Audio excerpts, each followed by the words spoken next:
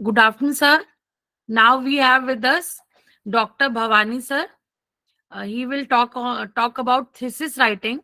Welcome you, sir. Please start the session. Okay, good afternoon. Good afternoon, sir. Okay.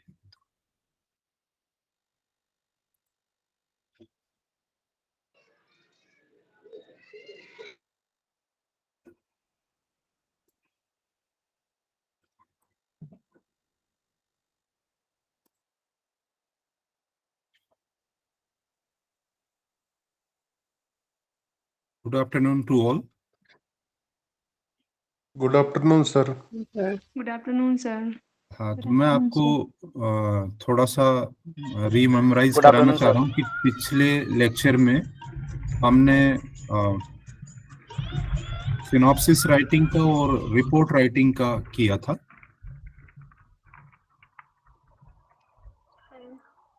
इस वाले chapter में हम thesis writing के बारे में थोड़ा सा डिस्कस करेंगे। ठीक है, तो मैं प्रेजेंट कर रहा हूँ स्लाइड को।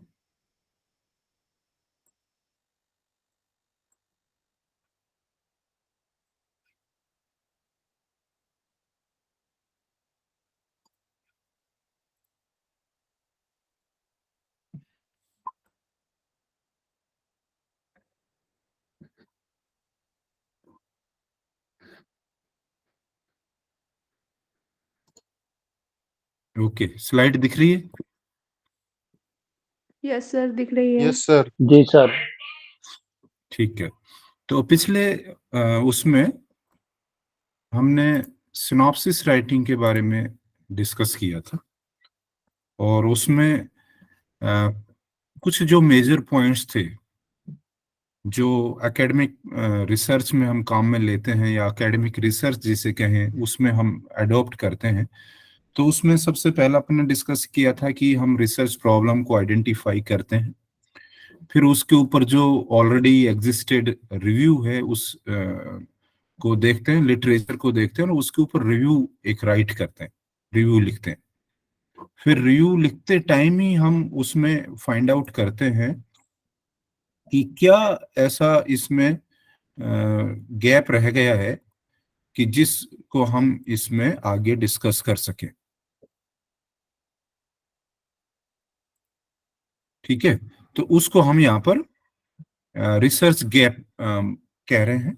रिसर्च गैप फाइंड आउट करने के बाद में हम रिसर्च जो ऑब्जेक्टिव्स हैं उनको सेट करते हैं कि ये हमारे रिसर्च ऑब्जेक्टिव्स रहेंगे और उसके बाद हम सिनॉप्सिस लिखते हैं। सिनॉप्सिस लिखने के बाद में हम सिनॉप्सिस को सबमिट करते हैं, उसका अप्रूवल होता है और अप्रूवल होने के बाद में जो हमारे रिसर्च है उसको हम स्टार्ट करते हैं by adopting various research methodologies, research tools, और देन हम उसमें या तो रिजल्ट को कलेक्ट करते हैं या फिर जो हमारे डेटा हैं जो हम फील्ड में से कलेक्ट करते हैं वो डेटा हम कलेक्ट करते हैं।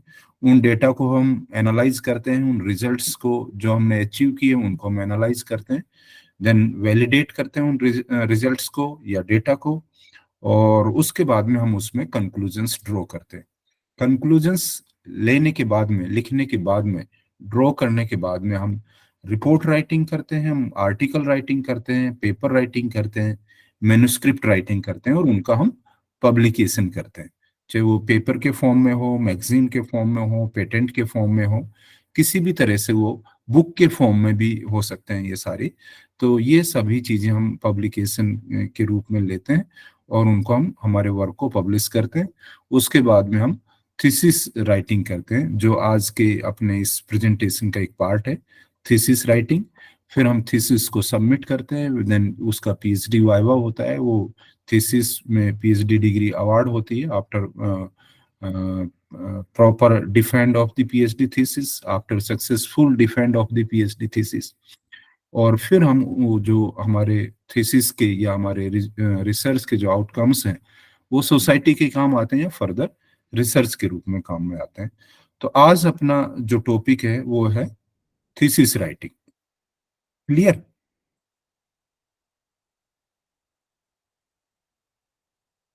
आवाज आ रही है? जी सर। यस। तो अभी जी सर। तक आपने डिस्कस किया होगा कि किस तरह से हम अ, अपने रिसर्च प्रपोजल्स को लिखते हैं, क्या रिसर्च प्रपोजल्स हैं, क्या लिटरेचर है, कैसे हम उसका सर्च करते हैं, कैसे हम उसका सर्वे करते हैं, कैसे उसके ऊपर कोई रिव्यू लिखते हैं, कैसे हम रिसर्च करते हैं लैब में जा करके ना, या फील्ड में जा करके, या किसी लिटरेचर पर हम कैसे रिसर्च करते हैं। ये सारी चीजें आपने जानी और समझी हैं। तो ये सभी चीजें हो गई हैं। सपोज कीजिए कि आपने आपका जो काम है वो पब्लिकेशन तक का कंप्लीट कर लिया है। अब आपको थीसिस लिखनी है। तो थीसिस लिखने के लिए जो मेथोडोलॉजी काम में ली जाती है, जो कंसेप्ट है या जो मटेरियल है, उसको हम कैसे अरेंज करें, कैसे सेट करें उसको अपने पार्ट में, चैप्टर्स में, ऑन लैंग्वेज में, तो उसको राइट करने का जो तरीका है वही यहाँ पर है, जिसे हम थीसिस राइटिंग वाले पार्ट में डिस्कस कर रहे हैं। तो हम सीधे ही थीसिस राइटिंग उस पर चलते हैं, मैन्युस्क्रिप्ट राइटिंग को छोड़ करके ना।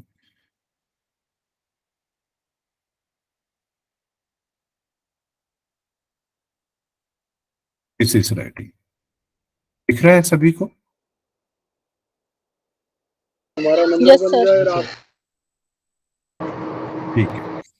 थीसिस राइटिंग के जो मेन कंटेंट है उनके बारे में अगर मेजरली हम डिस्कस करें, तो एक तो कंपोजिशन ऑफ थीसिस के बारे में यहाँ पर देखेंगे, पढ़ेंगे कि क्या क्या थीसिस के कंपोजिशन होते हैं और कौन से फॉर्मेट्स, जैसे हमने सिनॉप्सिस राइटिंग में फॉर्मेट्स काम में लिए थे, सेम उसी तरह के अपने सेट फॉर्मेट्स हैं, डेस्क्राइब्ड हैं, प्रेस्क्राइब्ड हैं फॉर्मेट्स।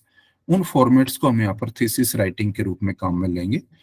और थीसिस का प्रीलिमिनरी सेक्शन, अगर हम कंपोजिशन की बात करें तो प्रीलिमिनरी सेक्शंस है जिसमें हम फ्रंट पेजेस की बात करते हैं, जिसमें फ्रंट पेज है, कंटेंट है, टेबल है, समरी है, प्रीफेस है, एक्नॉलेजमेंट है। ये वाले पार्ट, ये वाले जो चीजें हैं वो प्रीलिमिनरी सेक्शन में आती थीसिस के में। सेंट्रल सेक्शन में थीसिस के में चैप्टर्स रहते हैं, समरी रहती है थीसिस की, रिकमेंडेशंस रहती हैं और रेफरेंसेस रहते हैं। और एंड सेक्शन में आपके आपके द्वारा जो ड्यूरिंग द रिसर्च आपने जो पब्लिकेशन किया है उन पब्लिकेशंस की लिस्ट रहेगी, और उस लिस्ट के सपोर्टिंग आप रिसर्च जर्नल्स को लगा सकते हैं। एक या दो जर्नल्स हैं तो आप कंप्लीट उस जर्नल को लगा सकते हैं।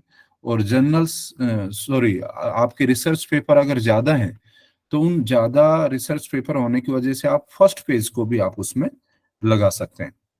कॉन्फ्रेंस प्रोसीडिंग्स हैं, आप उन कॉन्फ्रेंस प्रोसीडिंग्स को यहाँ पर लगा सकते हैं।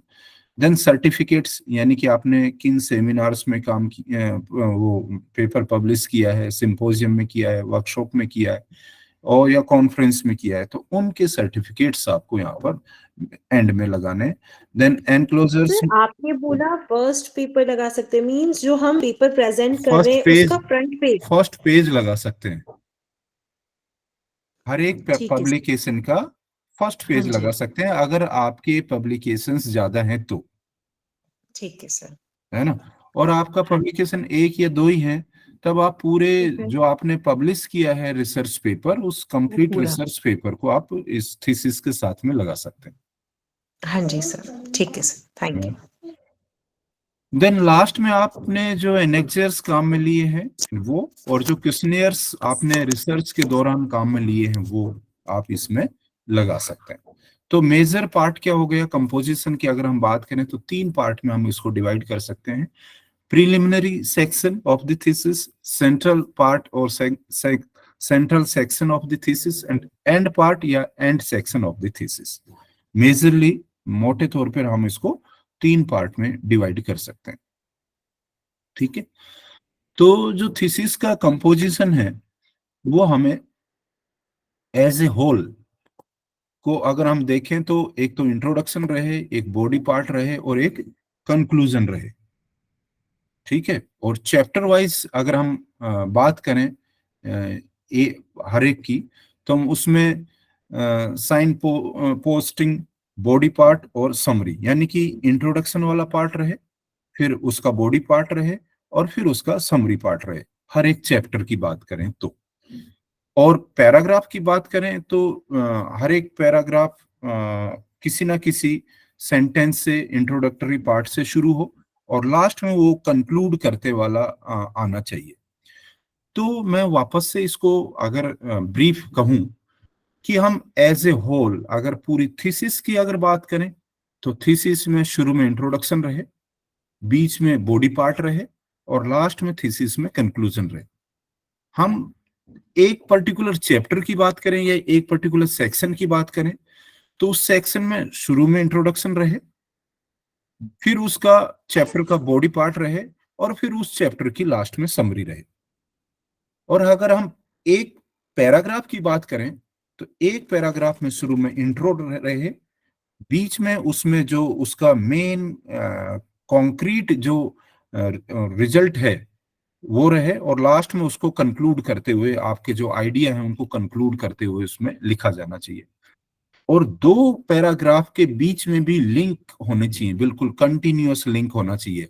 ऐसा नहीं कि एक पैरा कोई दूसरी बात को कह रहा है, दूसरा पैरा कोई दूसरी बात को कह रहा है, तीसरा पैरा तीसरी बात को कह रहा है और इन तीनों पैरा में कहीं कोई इंटरलिंकिंग नहीं है। सभी पैराज में इंटरलिंकिंग हो, एक पैरा कंप्लीट हुआ तो नेक्स्ट पैरा उस पहले वाले पैरा के बैकग्राउंड में शुरू हो, दूसरा पैरा कंप्लीट हुआ, तीसरा पैरा पहले वाले पैरा के को कनेक्ट करता हुआ शुरू होना चाहिए। ऐसे ही एक चैप्टर कंप्लीट हुआ, दूसरा चैप्टर उस पहले चैप्टर को कंप्लीट करते हुए शुरू होना चाहिए, तीसरा चैप्टर दूसरे चैप्टर को सपोर्ट करते हुए उसको बेस मानते हुए शुरू होना चाहिए और लास्ट में कंक्लूजन पर पहुंचना चाहिए। ऐसे ही थीसिस एज ए होल पहले इंट्रोडक्शन होना चाहिए किसी भी प्रॉब्लम पर, फिर आप जो चैप्टर्स काम में ले रहे हैं वो बॉडी पार्ट के रूप में होने चाहिए और लास्ट में as a whole work, as a whole conclusion of the research आपका थीसिस के एंड में कंक्लूजन होना चाहिए।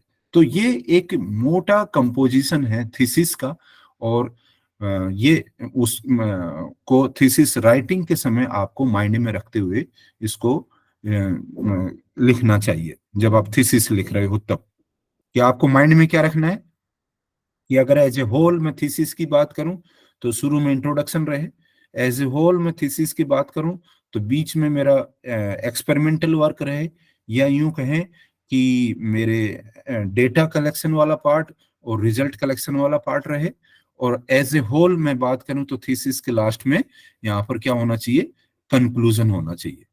और अगर मैं चैप्टर्स पे आऊं तो शुरू में हर का चैप्टर का एक इंट्रो हो और फिर उसका बॉडी पार्ट हो और फिर उसका समरी हो, यानी कि बीच शुरू में इंट्रो, फिर क्या मेथड्स मैंने काम में लिए वो मेथड्स काम यहाँ पर एक्सप्लेन हो जाए, डेटा कौन से कलेक्ट किए, कौन से मेथड्स को काम में लेते हुए कलेक्ट किए वो यहाँ पर आ जाए और फिर लास्ट में उसकी समरी आ जाए। फिर अलग अलग तरह का अगर आपका वर्क है चैप्टर वाइज, चैप्टर एक में एक नेचर का वर्क है, चैप्टर दूसरे में दूसरे नेचर का, चैप्टर थर्ड में थर्ड नेचर का वर्क है, तो तीनों को इंटरकनेक्ट करते हुए भी आपको चैप्टर्स को कनेक्ट करना है। तो चैप्टर का एक दूसरे के बीच में भी कनेक्शन हो गया। अब आप जो चैप्टर लिख रहे हो तो उनके जो पैरा हैं उनके भी एक दूसरे के बीच में इंटरलिंकिंग होनी चाहिए और एक दूसरे के ऊपर बेस्ड होने चाहिए। ये नहीं कि एक पैरा अलग कोई बात बोल रहा है, दूसरा पैरा कोई दूसरी बात बोल रहा है। क्लियर? Yes sir. ठीक है। देन हम थीसिस के कंपोजिशन की अगर बात करें तो टाइटल्स एंड पेजेस होंगे, देन एब्स्ट्रैक्ट, देन कुछ हमारी थीसिस ऐसे भी तो हो सकती है जिसमें खूब सारे चैप्टर्स नहीं होते, एक फ्लो तो हो जाता है, जैसा केस स्टडी हो गया।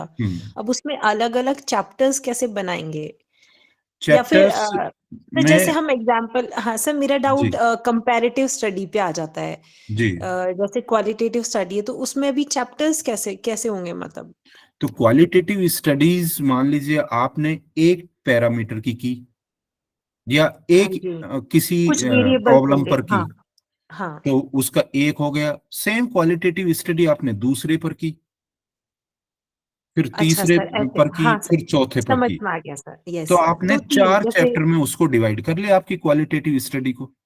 ठीक है सर, ठीक है सर। फिर उसके इन बाद उनको चारों चैप्टर्स में जो आपने पैरामीटर्स लिए थे, जो आपने वेरिएबल्स लिए जी, थे, आप उनको टोटल में भी तो कंक्लूड करोगे।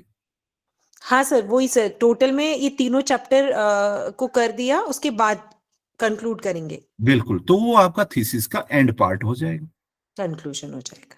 है ना। ठीक है, हाँ थैंक यू सर। हाँ, ओके ओके। देन हम सेम उसी पर आते हैं, जैसे सिनॉप्सिस में हमने फॉर्मेट लिया था, ऐसे ही थीसिस में भी फॉर्मेट डिस्क्राइब्ड है यहाँ पर कोटा यूनिवर्सिटी का। उस फॉर्मेट को आप काम में लेते हुए ही आपकी थीसिस को बनाएंगे। तो शुरू में जैसे ये भी फॉर्मेट 11 में आपको वेबसाइट के ऊपर अवेलेबल मिलेगा।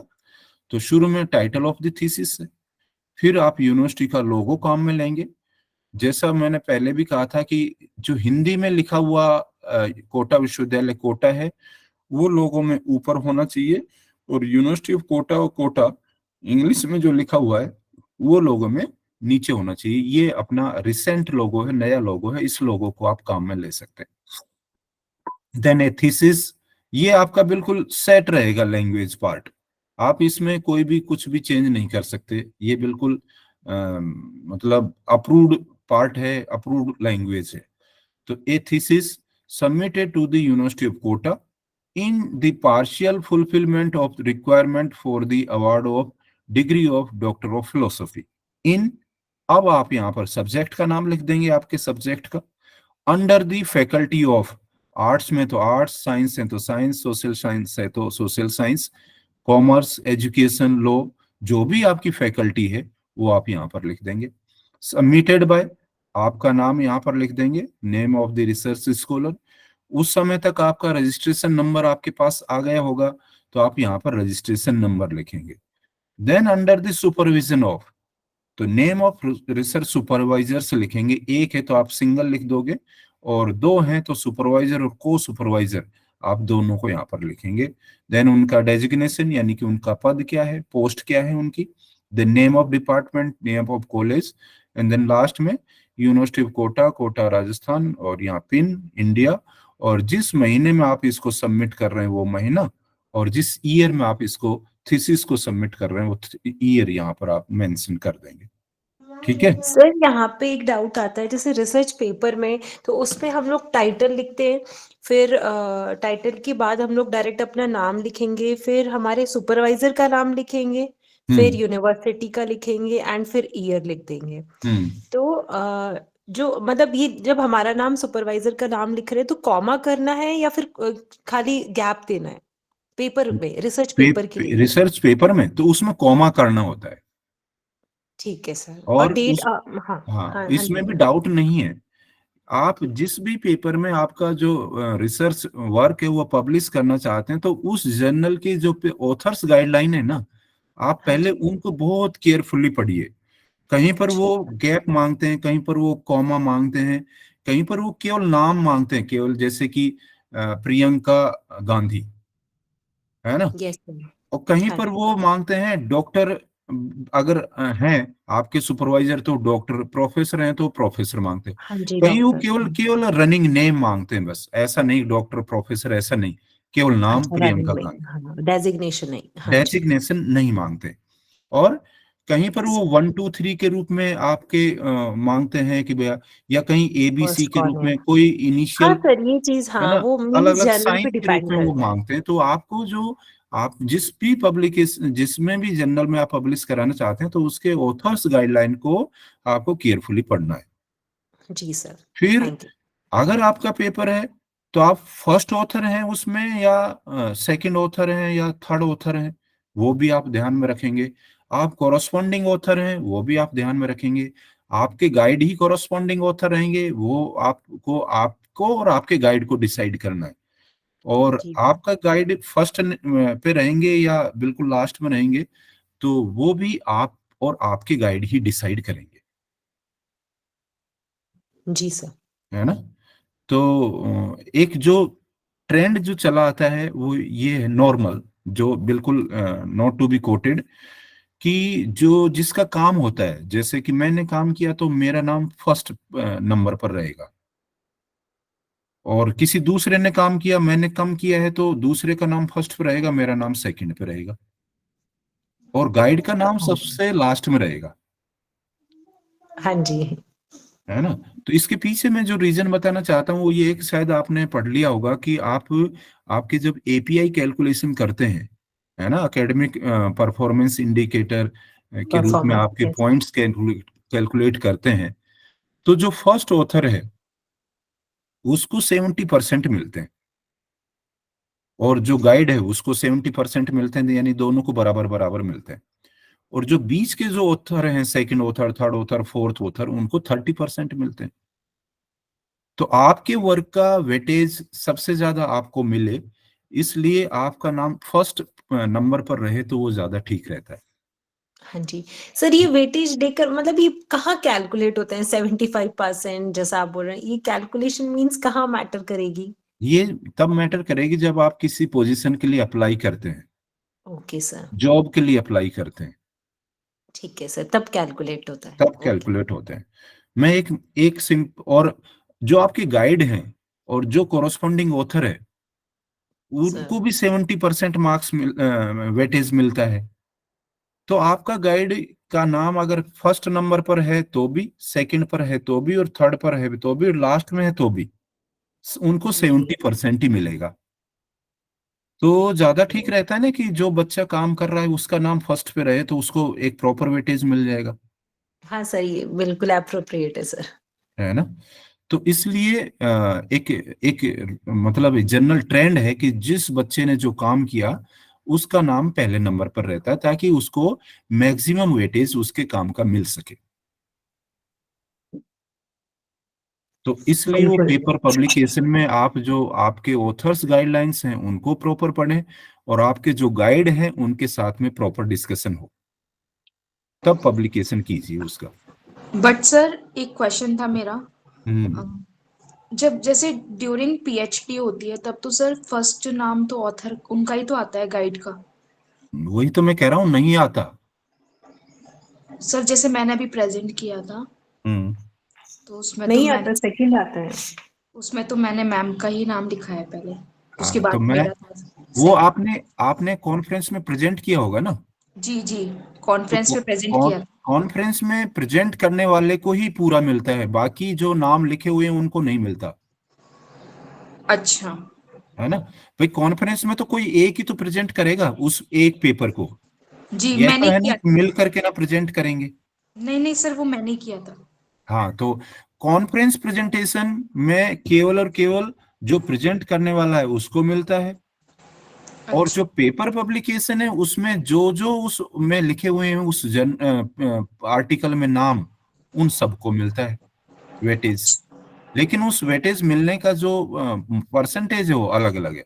फर्स्ट ऑथर और गाइड, इस इनको मिलता है इक्वल 70-70%, और अच्छा। रिमेनिंग फर्स्ट ऑथर है, रिमेनिंग गाइड, बाकी जो है उनको मिलता है 30%। Okay sir, okay. तो इस हिसाब से आपको काम करना चाहिए कि आपको आपके जो आपने काम किया उसका मैक्सिमम वेटेज मिल जाए। सर एक है ना? क्वेश्चन पूछना था। हाँ हाँ, बिल्कुल। ये अपन एक डिस्कशन के साथ में कर रहे हैं, क्योंकि अब जो फाइनल जो चीज चल रही है वो थीसिस सबमिशन पर है। तो थीसिस सबमिशन का मतलब कि अब तक आप काम कर चुके हैं, पेपर पब्लिश कर चुके हैं, ऐसा अपन मान के चल रहे हैं। आप प्रेजेंटेशन भी कर चुके हैं, आप वर्कशॉप में भी चले गए, आप सेमिनार में भी चले गए, और आपने आपका आउटपुट जो थे वो सारे के सारे ले लिए। अब आपको थीसिस लिखनी है, आपका जो वर्क है उसको समराइज करना है चैप्टर्स में। तो जो भी डाउट है वो अपन डिस्कस करते हुए आगे बढ़े।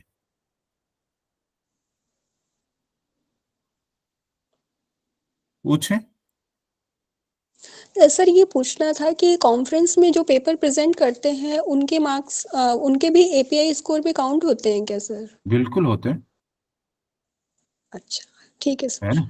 आप यूजीसी की गाइडलाइन देखिए, गाइडलाइन जो यूजीसी रेगुलेशन 2018 है उसमें टेबल दी हुई है एनेक्सर 3 के रूप में।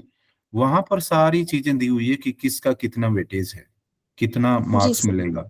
आपने बुक लिखी तो क्या मिलेगा, बुक चैप्टर है तो क्या मिलेगा, नेशनल बुक है, नेशनल पब्लिकेशन में है तो क्या है, इंटरनेशनल पब्लिकेशन में है तो कितना है ना, साइंस स्ट्रीम में है तो कितना है, आप आर्ट्स ह्यूमैनिटीज में है तो कितना है। तो ये सारा अलग अलग है उसमें, बिल्कुल यूजीसी रेगुलेशन में, गाइडलाइन में उसमें दिया हुआ है। तो उसमें आप देख सकते हैं, और वहीं पर आपको पता होगा कि कैसे हम जो फर्स्ट ऑथर है उसको कितना मिलता है, सेकंड है उसको कितना मिलता है, थर्ड ऑथर है उनको कितना मिलता है। जी sir, thank you sir. Sir मेरा एक क्वेश्चन था, हम्म है ना, जैसे मैं सर्च कर रही हूँ रिसेंट जर्नल कॉल जो कॉल फॉर पेपर्स मंगाते हैं, हम्म है ना, तो हम्म कई जर्नल तो है ना फ्री भी होते हैं ना, और बिल्कुल। कई कई में पैसे भी लगते हैं, है हम्म ना, तो हम्म वो मैं कैसे ढूंढूं, मतलब मुझे समझ ही नहीं आ रहा क्या कहाँ पे ढूंढूं मैं। तो आपका पहले तो एरिया डिसाइड है ही आपको कि आप इस जी एरिया में, मेरा मैनेजमेंट है जी, मेरा मैनेजमेंट में ना, जी। तो हाँ मैनेजमेंट एरिया में, फील्ड में कौन कौन से जर्नल हैं, वो काम को, वर्क को पब्लिश करते हैं, उन जर्नल्स को आप सर्च कीजिए, और फिर उन जर्नल्स की पॉलिसी में जाइए कि वो पब्लिकेशन चार्जेस है या नहीं है, अच्छा यानी फ्री ऑफ कॉस्ट में है या वो चार्ज बेसिस पर है। ठीक है सर। एक्चुअल में दो तरह के जर्नल होते हैं, देखो, एक अच्छा। होता है ओपन एक्सेस जर्नल, हम्म। और एक होता है पेड जर्नल, है ना। तो ओपन एक्सेस जर्नल का मतलब कि मैं कोई जर्नल सर्च कर रहा हूं तो आपने वर्क पब्लिश किया तो वो मैं पढ़ सकूं, समझ रहे हो ना मेरी बात को। यस सर, समझ रही हूँ। तो अगर मैं पढ़ पा रहा हूं तो उस जर्नल में उस वर्क को पब्लिश करने के लिए जो पैसा लगना चाहिए वो जो जर्नल वाला है वो आपसे ले लेगा और उसको ओपन कर देगा, ओपन एक्सेस के लिए, सभी के लिए।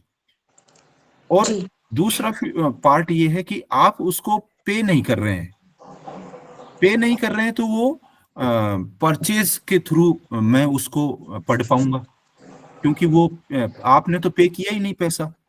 मतलब सर आपने एक ना एक जगह से तो आपने पैसे पे नहीं जाएंगे। किया तो वो फिर अपनी कॉस्ट निकालने के लिए क्या करेगा, उसके ऊपर पैसा लगा देगा। यानी कि मैं पढ़ना चाहूंगा तो पहले मैं पे करूं और फिर मैं उस जर्नल को डाउनलोड करूं, जब भी उस सर पेपर को डाउनलोड करूं। गूगल स्कॉलर पे कई कई जर्नल है ना, वो खुलते ही नहीं है, पीडीएफ फॉर्म में नहीं होते वो। हाँ, वो इसलिए नहीं होते ना कि क्योंकि वो ओपन एक्सेस जर्नल नहीं है, उसमें जो ऑथर ने पब्लिकेशन के दौरान पेमेंट नहीं किया, उसने फ्री ऑफ कॉस्ट पब्लिश कराया। तो उस कॉस्ट को जर्नल वाला निकालने के लिए तो जो रिव्यूअर हैं, जो रिसर्चर हैं, जो पढ़ने वाले हैं, उनसे निकालेगा ना, हाँ हाँ बिल्कुल। तो उनसे पेमेंट लेगा वो।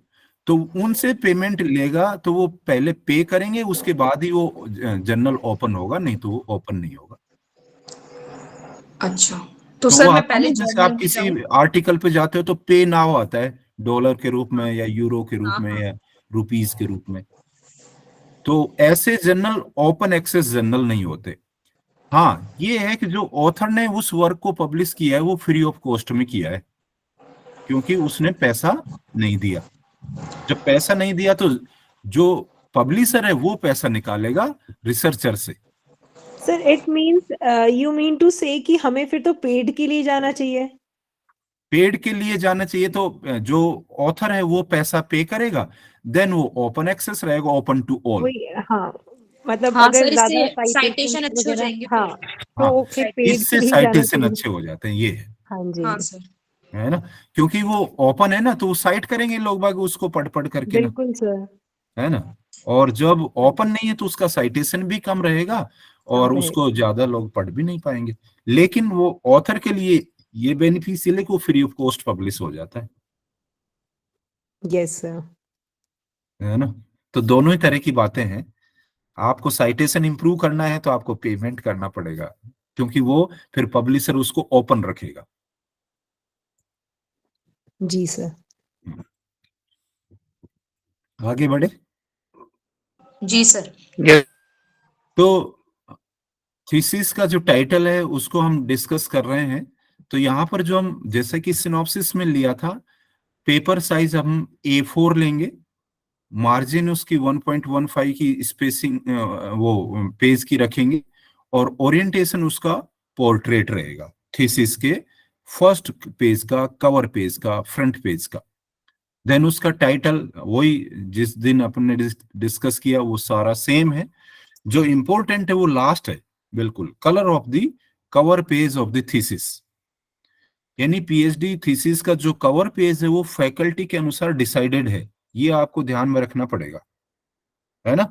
तो आर्ट्स की अगर आपकी थीसिस है तो उसका कवर पेज व्हाइट रहेगा, कॉमर्स एंड मैनेजमेंट की है तो क्रीम कलर का कवर पेज रहेगा, एजुकेशन की है पिंक कलर का रहेगा, लॉ की है तो ब्लैक कलर का रहेगा, साइंस की है तो स्काई ब्लू कलर का रहेगा, और सोशल साइंस की है तो लाइट ग्रीन कलर का रहेगा।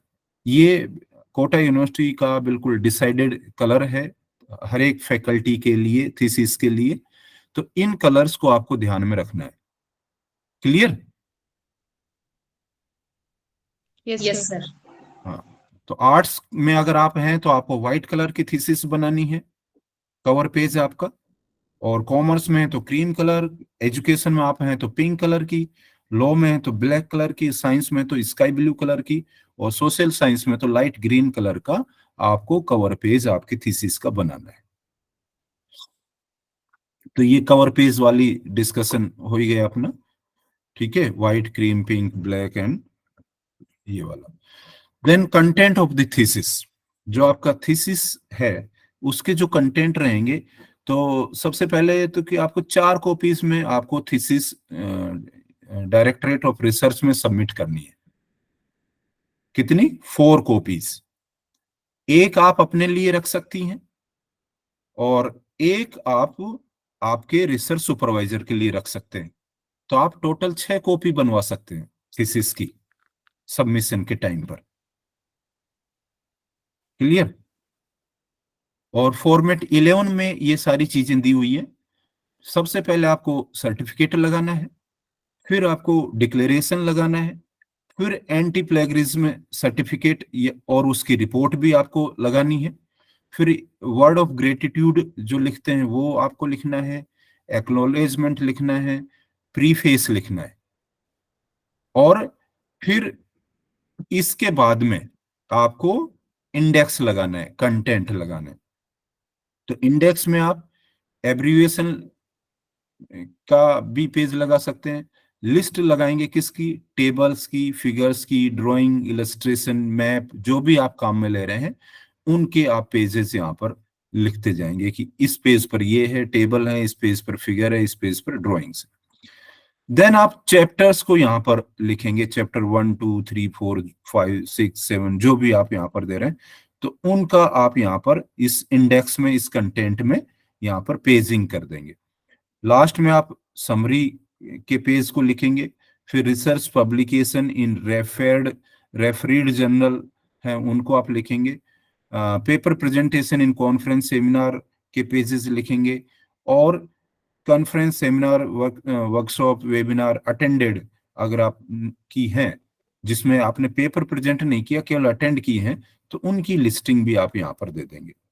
तो ये तो हुआ कंटेंट, या यूं कहें कि इंडेक्स।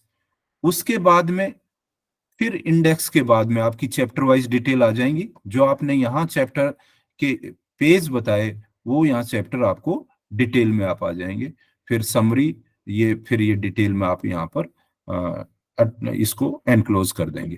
तो इतना पार्ट तो क्या हो गया? प्रिलिमिनरी पार्ट हो गया। और चैप्टर वाला पार्ट क्या हो गया? सेंट्रल पार्ट हो गया। और लास्ट में जो पब्लिकेशन और सर्टिफिकेट्स और आपने एनेक्सर्स लगाए वो एंड पार्ट हो गया, या last section of the thesis हो गया। तो ये आपका जो आप कोटा यूनिवर्सिटी की वेबसाइट पर जो फॉर्मेट 12 है उसमें ये इसी सीक्वेंस में दिया हुआ है। तो इस फॉर्मेट को काम में लेते हुए और इस सीक्वेंस को काम में लेते हुए आपको थीसिस तैयार करनी है। ठीक है, तो ये वापस से मैंने यहाँ पर डिटेल लिख दिया है बस उस फॉर्मेट का ही। और अब जैसे 1 बाय 1 हम बात करें, फॉर्मेट 13 में क्या दिया हुआ है? सर्टिफिकेट की लैंग्वेज दी हुई है। तो यहाँ पर आपको ये ध्यान रखना पड़ेगा कि ये जो लैंग्वेज है इस सर्टिफिकेट में जो मेंशन है, ये एज सच ऐसे की ऐसी स्ट्रिक्टली आपको फॉलो करनी पड़ेगी। आप इसमें एक वर्ड इधर से उधर नहीं कर सकते। Clear yes sir. है ना? तो ये सर्टिफिकेट किसके द्वारा दिया जा रहा है? Yes, sir. रिसर्च सुपरवाइजर द्वारा दिया जा रहा है ये सर्टिफिकेट। तो सबसे पहले ये सर्टिफिकेट ही आपकी थीसिस में लगेगा, जिसमें जो भी आपके रिसर्च सुपरवाइजर हैं वो इसमें आपके थीसिस का टाइटल लिखेंगे, फिर ये आपका नाम लिखेंगे, और फिर ये जो भी रिक्वायरमेंट है उस थीसिस की, उस पीएचडी डिग्री की, वो सारी की सारी यहाँ पर आ जाएंगी। और फिर वो अगर सिंगल सुपरवाइजर है तो एक के साइन हो जाएंगे, और को सुपरवाइजर है तो को सुपरवाइजर और सुपरवाइजर दोनों के साइन हो जाएंगे, और वो फर्स्ट आपका सर्टिफिकेट यहाँ पर लग जाएगा। सर आप बोल रहे हैं एग्जैक्ट होना चाहिए, हम यहाँ से कॉपी कर डाउनलोड करके पेस्ट कर सकते हैं? नहीं, वर्ड में है, इसी को आप काम में ले लो, वर्ड में अवेलेबल हाँ जी। है ऑनलाइन कोटा ठीक है यूनिवर्सिटी की साइट पर, थैंक यू सर। है ना? तो आप उस वर्ड कॉपी को काम में लेते हुए आप इसको आपके जो थीसिस का पेज है, जो थीसिस का साइज है, उसमें इसको सेट कर दीजिए, फिट कर दीजिए। Yes sir. आपके थीसिस का टाइटल लिखते हुए, आपका टाइटल लिखते हुए, और ये जो चीजें हैं ये पूरी की पूरी वैसे कि आप ही है तो ही लेकर के, सी है तो सी लेकर के, C has completed following requirement as per UGC regulation and research ordinance of the university, ये आना ही आना चाहिए इस तरह से लैंग्वेज में। Satisfactory completion of the PhD course work, submission of the half yearly progress report, fulfilment of residential requirement of the research centre, यानी कि मिनिमम 200 डेज आपको वहां पर आपकी अटेंडेंस आपके डिपार्टमेंट में, आपके रिसर्च सेंटर में होनी चाहिए, है ना? ये आपका गाइड यहाँ पर सर्टिफाइड कर रहा है। Then presentation of research work before the departmental committee, आपने जो थीसिस सबमिट करी है उससे पहले आपने आपका जो रिसर्च वर्क है वो डिपार्टमेंट की जो कमेटी है उसके सामने प्रेजेंट किया है। और publication of at least one research paper in the referred research journal of national and international repute, आपने कम से कम एक रिसर्च पेपर पब्लिश किया हुआ है, और 2 पेपर प्रेजेंटेशन किए हुए हैं आपने, या तो कॉन्फ्रेंस में या किसी सेमिनार में। तो ये मिनिमम रिक्वायरमेंट है जो आप फुलफिल कर रहे हैं। तो ऐसा सर्टिफिकेट आपके गाइड के थ्रू पीएचडी थीसिस में लगेगा। क्लियर? सर ये 200 डेज जी का सर। रहेगा या लिमिट का कुछ? हाँ, क्या पूछ रहे हैं? ये जो 200 डेज का उपस्थिति वहां होनी चाहिए सर रिसर्च सेंटर पे? बिल्कुल होनी चाहिए, है ना? ये मिनिमम है 200 डेज, आप ये नोट करके रखें। तो ये तीनों साल में होनी चाहिए सर या? तीनों साल में।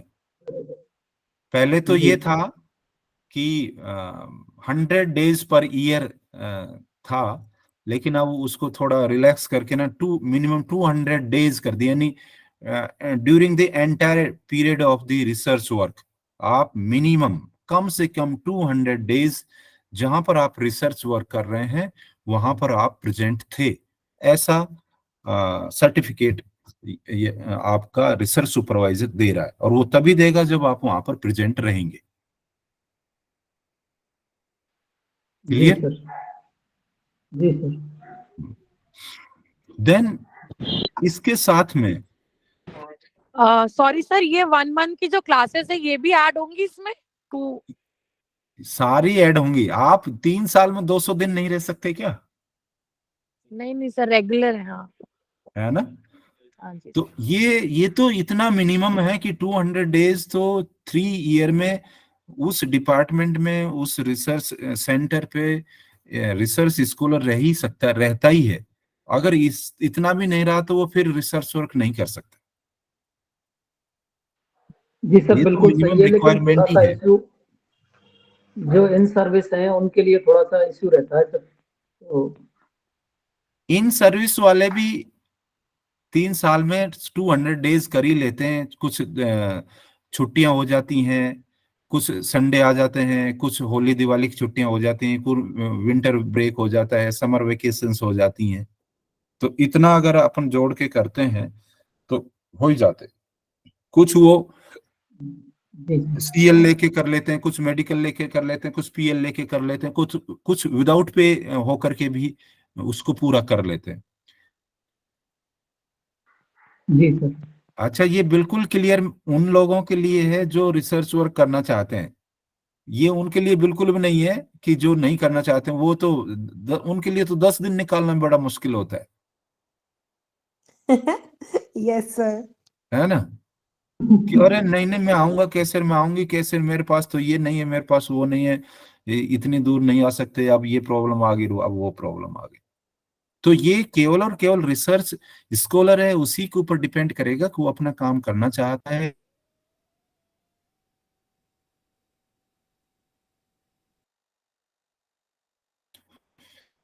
देन नेक्स्ट है डिक्लेरेशन। ये डिक्लेरेशन देना होगा रिसर्च स्कॉलर के द्वारा। तो इसमें वो ये बता रहा है कि भाई मैंने ये जो काम किया है वो बिल्कुल ओरिजिनल है, इसमें जो भी चीज की है वो ओरिजिनल है, कहीं कोई ऐसा पार्ट नहीं है जो किसी और से मैंने चुराया हो, कोई ऐसा नहीं है जो मैंने किसी जो एथिक्स हैं रिसर्च के जो रूल्स हैं उनका वायलेशन किया हो। इस तरह की सारी चीजें वो रिसर्च स्कॉलर डिक्लेयर करेगा, अपने साइन करके देगा, और उनके उस डिक्लेरेशन के बेसिस पर रिसर्च सुपरवाइजर और को सुपरवाइजर उसको क्या करेंगे, अप्रूव करेंगे उस डिक्लेरेशन को, उस काम को। ठीक है, तो पहला सर्टिफिकेट रिसर्च सुपरवाइजर से, दूसरा जो डिक्लेरेशन है रिसर्च स्कॉलर से। देन एंटी प्लेगरिज्म में जो सर्टिफिकेट है वो भी रिसर्च स्कॉलर को एंड देन रिसर्च सुपरवाइजर को प्रोवाइड कराना पड़ेगा, सबमिट करना पड़ेगा कि जो हमने काम किया है उसकी हमने एंटी प्लेगरिज्म रिपोर्ट ले ली है, और वो बिलो कितना है, शायद 10% आता है या 20% का है मिनिमम? 10% सर। हाँ, तो 10% से बिलो होना चाहिए आपका। तो अबाउट 10% है तो वो आपका फिर रिजेक्ट हो जाएगा, उसको एक्सेप्ट नहीं किया जाएगा। तो इसलिए थीसिस को इस तरह से लिखें कि आपका जो प्लेगरिज्म है वो बिलो 10% रहे, यानी कि आप कट पेस्ट वाला जो पार्ट है वो कम से कम करें, है ना? अपनी लैंग्वेज में लिखें, ऑन जो वर्ड्स हैं उनको काम में लेते हुए लिखें, तो आपको एक कमांड भी आएगा उसके ऊपर, आपका आपका जो वर्क है उसका भी आपको पता रहेगा, और आपका जो प्रेजेंटेशन वो भी बेटर होगा, और जो प्लेगरिज्म रिपोर्ट है वो भी बिलो 10% रहेगी। ठीक है। देन मेन सेक्शन में आप इनको चैप्टर्स में डिवाइड कर सकते हैं। तो चैप्टर फर्स्ट में आप इंट्रोडक्शन दे सकते हैं आपके रिसर्च वर्क का। चैप्टर 2 में आप रिव्यू ऑफ द लिटरेचर कर सकते हैं कि मैंने इन रिसर्च प्रॉब्लम्स पर या इस रिसर्च पर मैंने इतना रिव्यू किया था लिटरेचर को, इतना मैंने सर्वे किया था, ये काम पहले हुआ था। तो यहाँ पर भी जो आपने सिनॉप्सिस में बात बताई वो सारी की सारी चीजें आप यहाँ पर बताएंगे, और ये भी आप यहाँ पर लास्ट में एक्सप्लेन करेंगे कि ये रिसर्च गैप थे, इन गैप्स को हम पूरा करने के लिए, इनको इम्प्रूव करने के लिए, इस मेथड को इम्प्रूव करने के लिए हमने ये काम किए। चैप्टर 3 में या नेक्स्ट कोई चैप्टर है उसमें आप ये कह दोगे कि ये काम करने के लिए या इस रिसर्च गैप को फुलफिल करने के लिए हमने ये मटेरियल काम में लिए और ये मेथड्स काम में लिए। नेक्स्ट चैप्टर में आप पूरे एक्सपेरिमेंट को बता सकते हैं कि कौन कौन से एक्सपेरिमेंट्स किए, कैसे किए, क्या उनका प्रोसेस रहा, वो सारा यहाँ कर सकते हैं। डेटा कलेक्शन की अगर बात है तो कैसे आपने डेटा कलेक्ट किया, कैसे उनको एनालाइज किया, और कैसे उनको अगेन वैलिडेट किया, वापस से फील्ड में जा करके ना, या किसी टूल को लेकर के ना, वैलिडेशन टूल को लेकर के ना आपने उसको वैलिडेट किया। तो ये डिटेल आपको यहाँ पर एक एक चीज के बारे में आपको थीसिस में बताना होगा। और नेक्स्ट चैप्टर में आप आपके जो रिजल्ट्स हैं उन रिजल्ट्स को एक्सप्लेन करेंगे, और उन रिजल्ट्स के बेसिस पर जो और भी जो नेक्स्ट चैप्टर है उसमें आप जो कंक्लूजन्स आपके आए, उन आउटकम्स को, उन फाइंडिंग्स को, उन कंक्लूजन्स को आप लास्ट चैप्टर में एक्सप्लेन करेंगे, बिल्कुल डिटेल एक्सप्लेन करेंगे। यहाँ पर सिनॉप्सिस की तरह समरी नहीं करेंगे, ब्रीफ नहीं करेंगे, यहाँ पर हर चीज को आपको डिटेल में एक्सप्लेन करना है। और ये ध्यान रहे कि जब आप थीसिस लिखते हैं या कोई भी चीज लिखते हैं तो सेल्फ एक्सप्लेनेटरी रहना चाहिए। दूसरा, ये नहीं कहे कि नहीं आप इसको बताइए इसका मीनिंग क्या है, नहीं, आपको ऐसा लिखना है थीसिस को कि आपको ये लगे कि नहीं, जो सामने वाला है उसको कुछ भी समझ में नहीं आए तो मैं इस तरह से लिखूं कि हर लाइन, हर वर्ड, हर मीनिंग बिल्कुल without any explanation other than third party वो हो जाए और उसको समझ में आ जाए। तो सेल्फ एक्सप्लेनेटरी आपका कंटेंट होना चाहिए यहाँ पर, और उसमें कंक्लूड होना चाहिए। देन समरी आप लिखेंगे लास्ट में, रेफरेंस या बिब्लियोग्राफी जो भी आप काम में ले रहे हैं वो लेंगे, और अपेंडिसेस आप यहाँ पर काम में लेंगे जिसमें आप पब्लिकेशन, सर्टिफिकेट्स और जो आपने क्वेश्चनियर्स अगर मेथड्स के लिए काम में लिए हैं तो वो यहाँ पर आप लगाएंगे। इंट्रोडक्शन वाला पार्ट अगर हम देखें तो उसमें क्या क्या उसको सब डिवाइड कर सकते हैं कि उसमें इंट्रोडक्शन हो, सेकंड पॉइंट पे बैकग्राउंड ऑफ द स्टडी आप ले सकते हैं, प्रॉब्लम स्टेटमेंट यानी कि किसके ऊपर आप इसमें काम कर रहे हैं वो आप लेंगे, objective of study, research questions, definition of terms, significance of study, and last में कंक्लूजन यहाँ पर आप इस चैप्टर में एक्सप्लेन कर सकते हैं। देन रिव्यू ऑफ लिटरेचर में भी आप जो लिटरेचर आपने सर्वे किया, जो लिटरेचर आपने देखा, उसको यहाँ पर आप एक्सप्लेन राइट कर सकते हैं।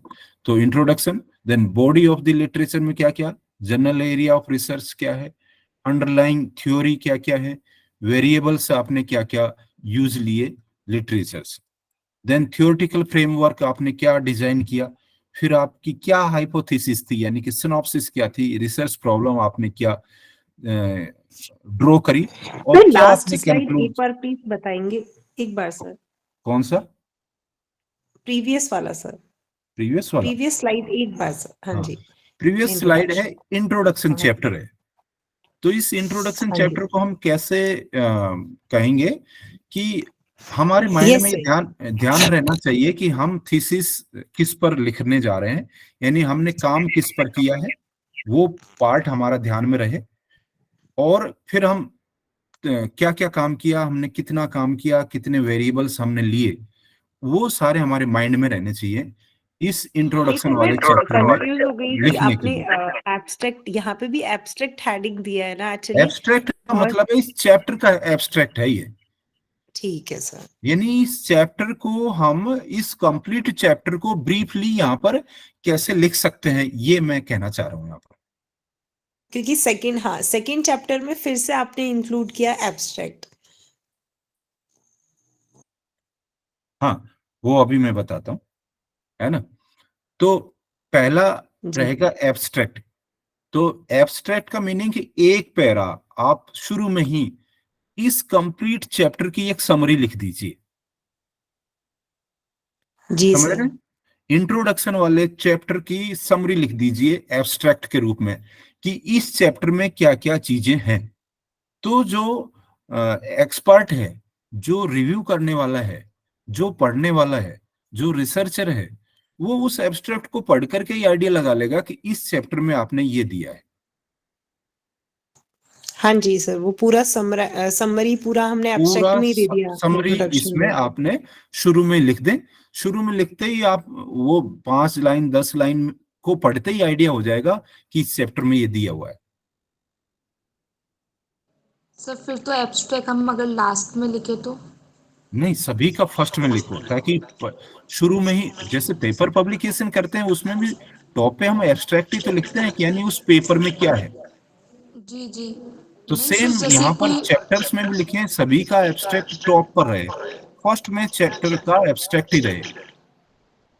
हाँ सर, वो मैं समझ गई, लेकिन मैं बस ऐसे कह रही हूँ कि ये चैप्टर्स के बाद अपन एब्स्ट्रैक्ट लिख दे तो, मतलब इनका ही समराइज करके।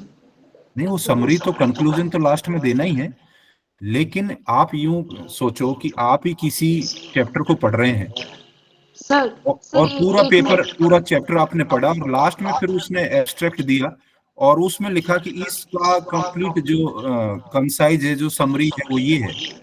तो सर अगर वही बात वो ऊपर लिख दे, तो अगर जी आपसे रिलेटेड वो है तो आप उसको पूरे को ब्रीफ डिटेल पढ़ेंगे, आपसे रिलेटेड नहीं है तो आप उसको पास ऑन कर देंगे। हाँ जी सर, ठीक है सर। मैं एक क्वेश्चन और पूछ रही थी आपसे हम्म कि ये एब्स्ट्रैक्ट और कंक्लूजन में क्या डिफरेंस होता है? एब्स्ट्रैक्ट में तो तीन चीजें आप मोटे तौर पर देखो। एब्स्ट्रैक्ट का मतलब है कि इसका बैकग्राउंड क्या था। एब्स्ट्रैक्ट का मतलब है कि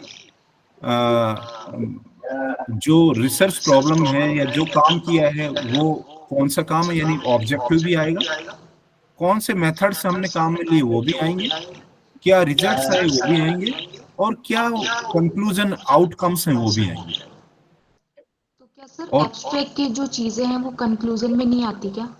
आती हैं एब्स्ट्रैक्ट में, तो मैं कह रहा हूँ ना क्या क्या चीजें होनी चाहिए। इंट्रोडक्शन पार्ट भी एब्स्ट्रैक्ट में, थोड़ा सा इंट्रो पार्ट, थोड़ा सा ऑब्जेक्टिव पार्ट, थोड़ा सा मेथड पार्ट, और थोड़ा सा उसमें जो रिजल्ट एंड डिस्कशन वाला पार्ट यहाँ रहता है, जो अपन कंक्लूड करना चाहते हैं लास्ट में वो भी एब्स्ट्रैक्ट में और ना? वो भी एब्स्ट्रैक्ट में आएगा। जो कंक्लूड करना चाह रहे हैं वो भी एब्स्ट्रैक्ट में आएगा।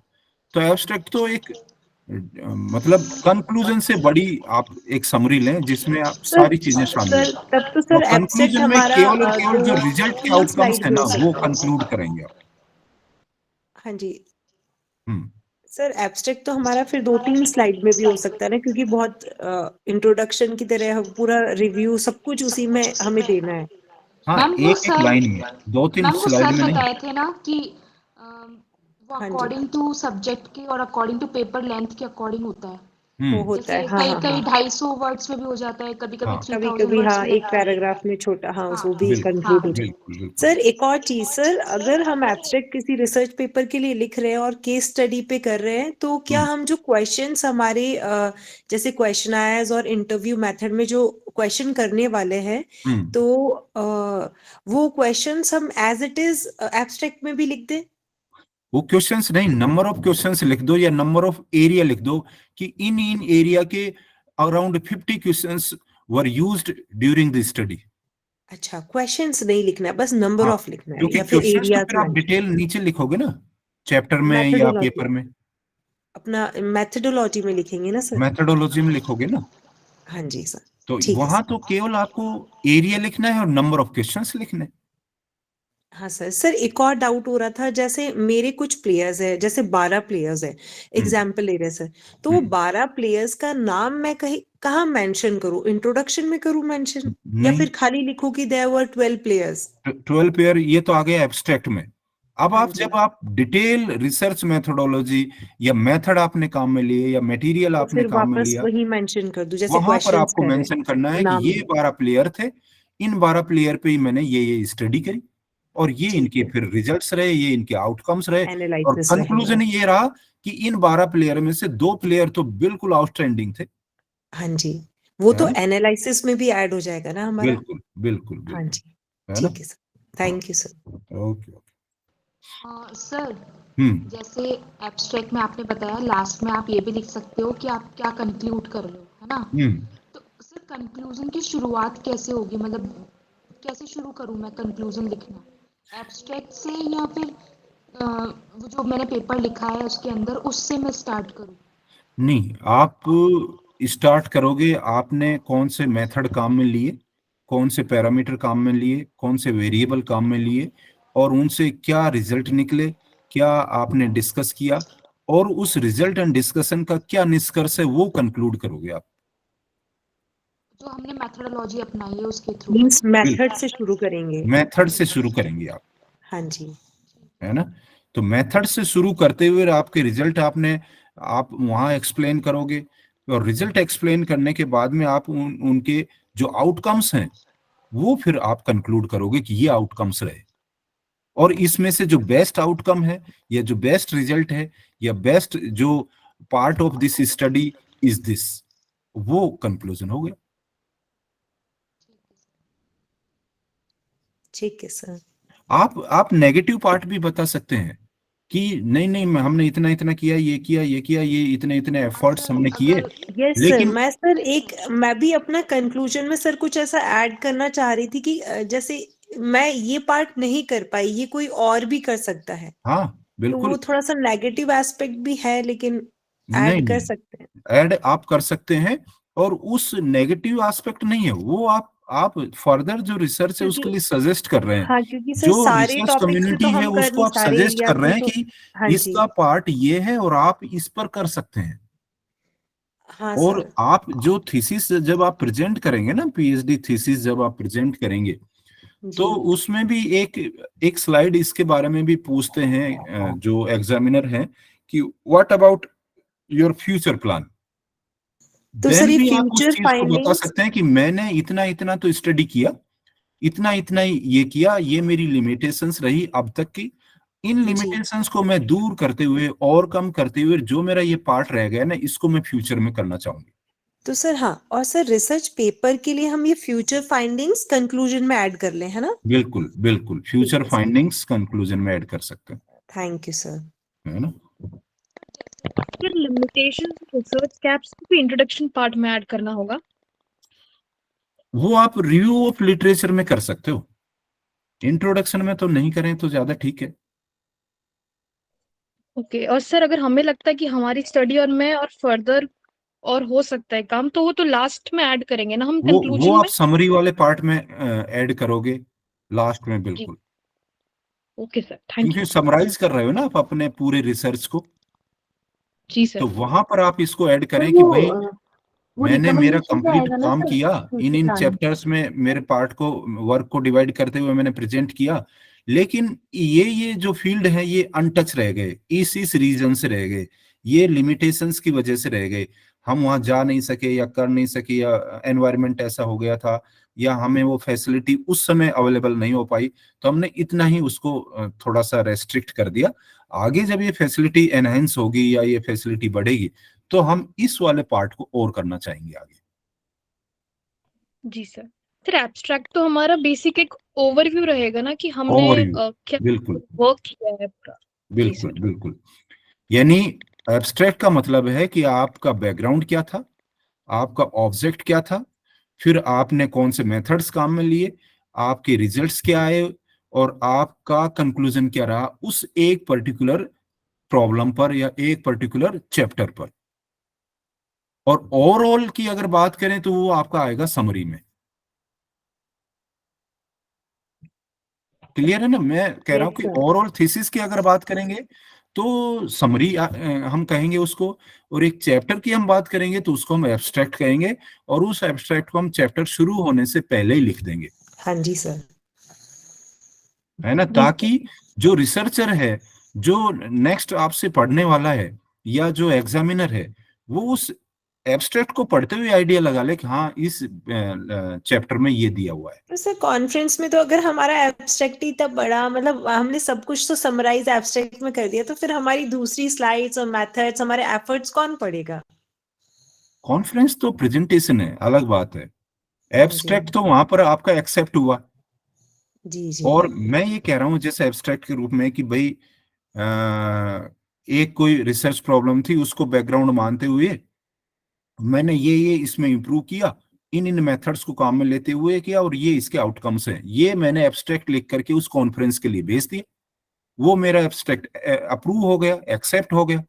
अब उस कॉन्फ्रेंस में मैं जाता हूँ उसको प्रेजेंट करने के लिए मेरे वर्क को, तो अब मैं वो डिटेल प्रेजेंट करूंगा ना कि भी आपका मेरा बैकग्राउंड तो ये था, डिटेल मेरे हाँ जी, हाँ, ऑब्जेक्टिव ये थे, डिटेल मेथड्स मैंने हाँ जी, ये काम में लिए, बिल्कुल डिटेल, तो वहां पे ये डिटेल। रिजल्ट्स आए डिटेल, और ये कंक्लूजन है डिटेल, तो वो ठीक है सर, प्रेजेंटेशन हो गई, हाँ जी, है ना।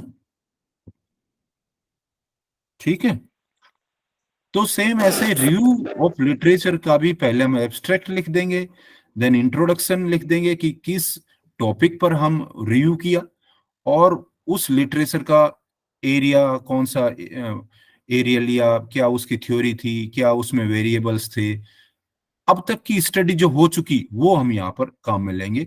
उसके थ्योरेटिकल फ्रेमवर्क के बारे में भी, आउटकम्स के थ्योरेटिकल जो एरिया है उसके बारे में भी थोड़ा सा बताएंगे, और उस थ्योरीज के बेसिस पर, उनके वेरिएबल्स के आउटकम्स के बेसिस पर और उनमें जो रिसर्च गैप है उस बेसिस पर हम एक हाइपोथेसिस उसमें ड्रॉ करेंगे, उसमें हम लिखेंगे कि ये हमारी हाइपोथेसिस रही, और ये हम कंक्लूड कर रहे हैं कि इस हाइपोथेसिस में जो अनटच्ड एरिया है या जो गैप है, जो मेथड्स नहीं टच किए हुए हैं, जो इंप्रूव नहीं किए हुए हैं, वो हम यहाँ पर इंप्रूव करेंगे या हम इनके ऊपर काम करेंगे।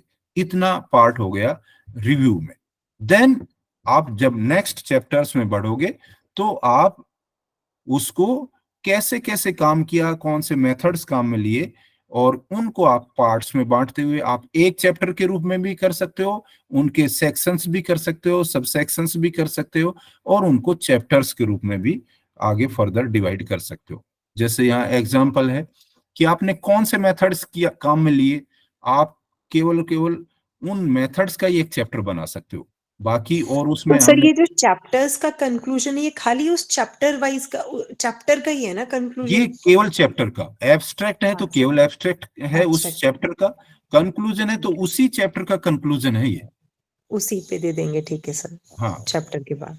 हाँ, तो देखो इन दोनों से क्या बेनिफिट है, इन दोनों से ये बेनिफिट है कि रिसर्चर के पास में अगर टाइम कम है, इजी या रहेगा सर यूं कहें कि फटाफट। वो हाँ केवल और जी, केवल आपके चैप्टर के बारे में पहले देखे कि इसमें दिया हुआ क्या है, तो वो उस एब्स्ट्रैक्ट को पढ़ ले, हाँ जी सर। और अगर वो उसके काम का तो उसको डिटेल पढ़ेगा, और काम का नहीं है तो वो आगे बढ़ जाएगा कि नहीं ये मेरे जी से फील्ड से रिलेटेड नहीं है तो मैं इसको नहीं देखूं। वो कंक्लूजन भी देख ले कि इसमें क्या कंक्लूड किया है भाई ऑथर ने, क्या कंक्लूजन इसमें उन्होंने ड्रॉ किए हैं, तो उन कंक्लूजन्स को वो पढ़ करके देख लेता। कंक्लूजन उसके काम के हैं तो वो हो सकता है कि वो डिटेल उसको पढ़े कि ये कैसे कैसे इन्होंने किया, जो कि ये कंक्लूजन इसने निकाला। बिल्कुल सर। ठीक है, तो ऐसे ही हर चैप्टर का एब्स्ट्रैक्ट और हर चैप्टर का कंक्लूजन रहेगा, और फिर उस चैप्टर का डिटेल रहेगा, उसका इंट्रोडक्शन, रिसर्च डिजाइन क्या है, ये हेडिंग्स और सब हेडिंग्स देते हुए आप यहां पर कर सकते हैं।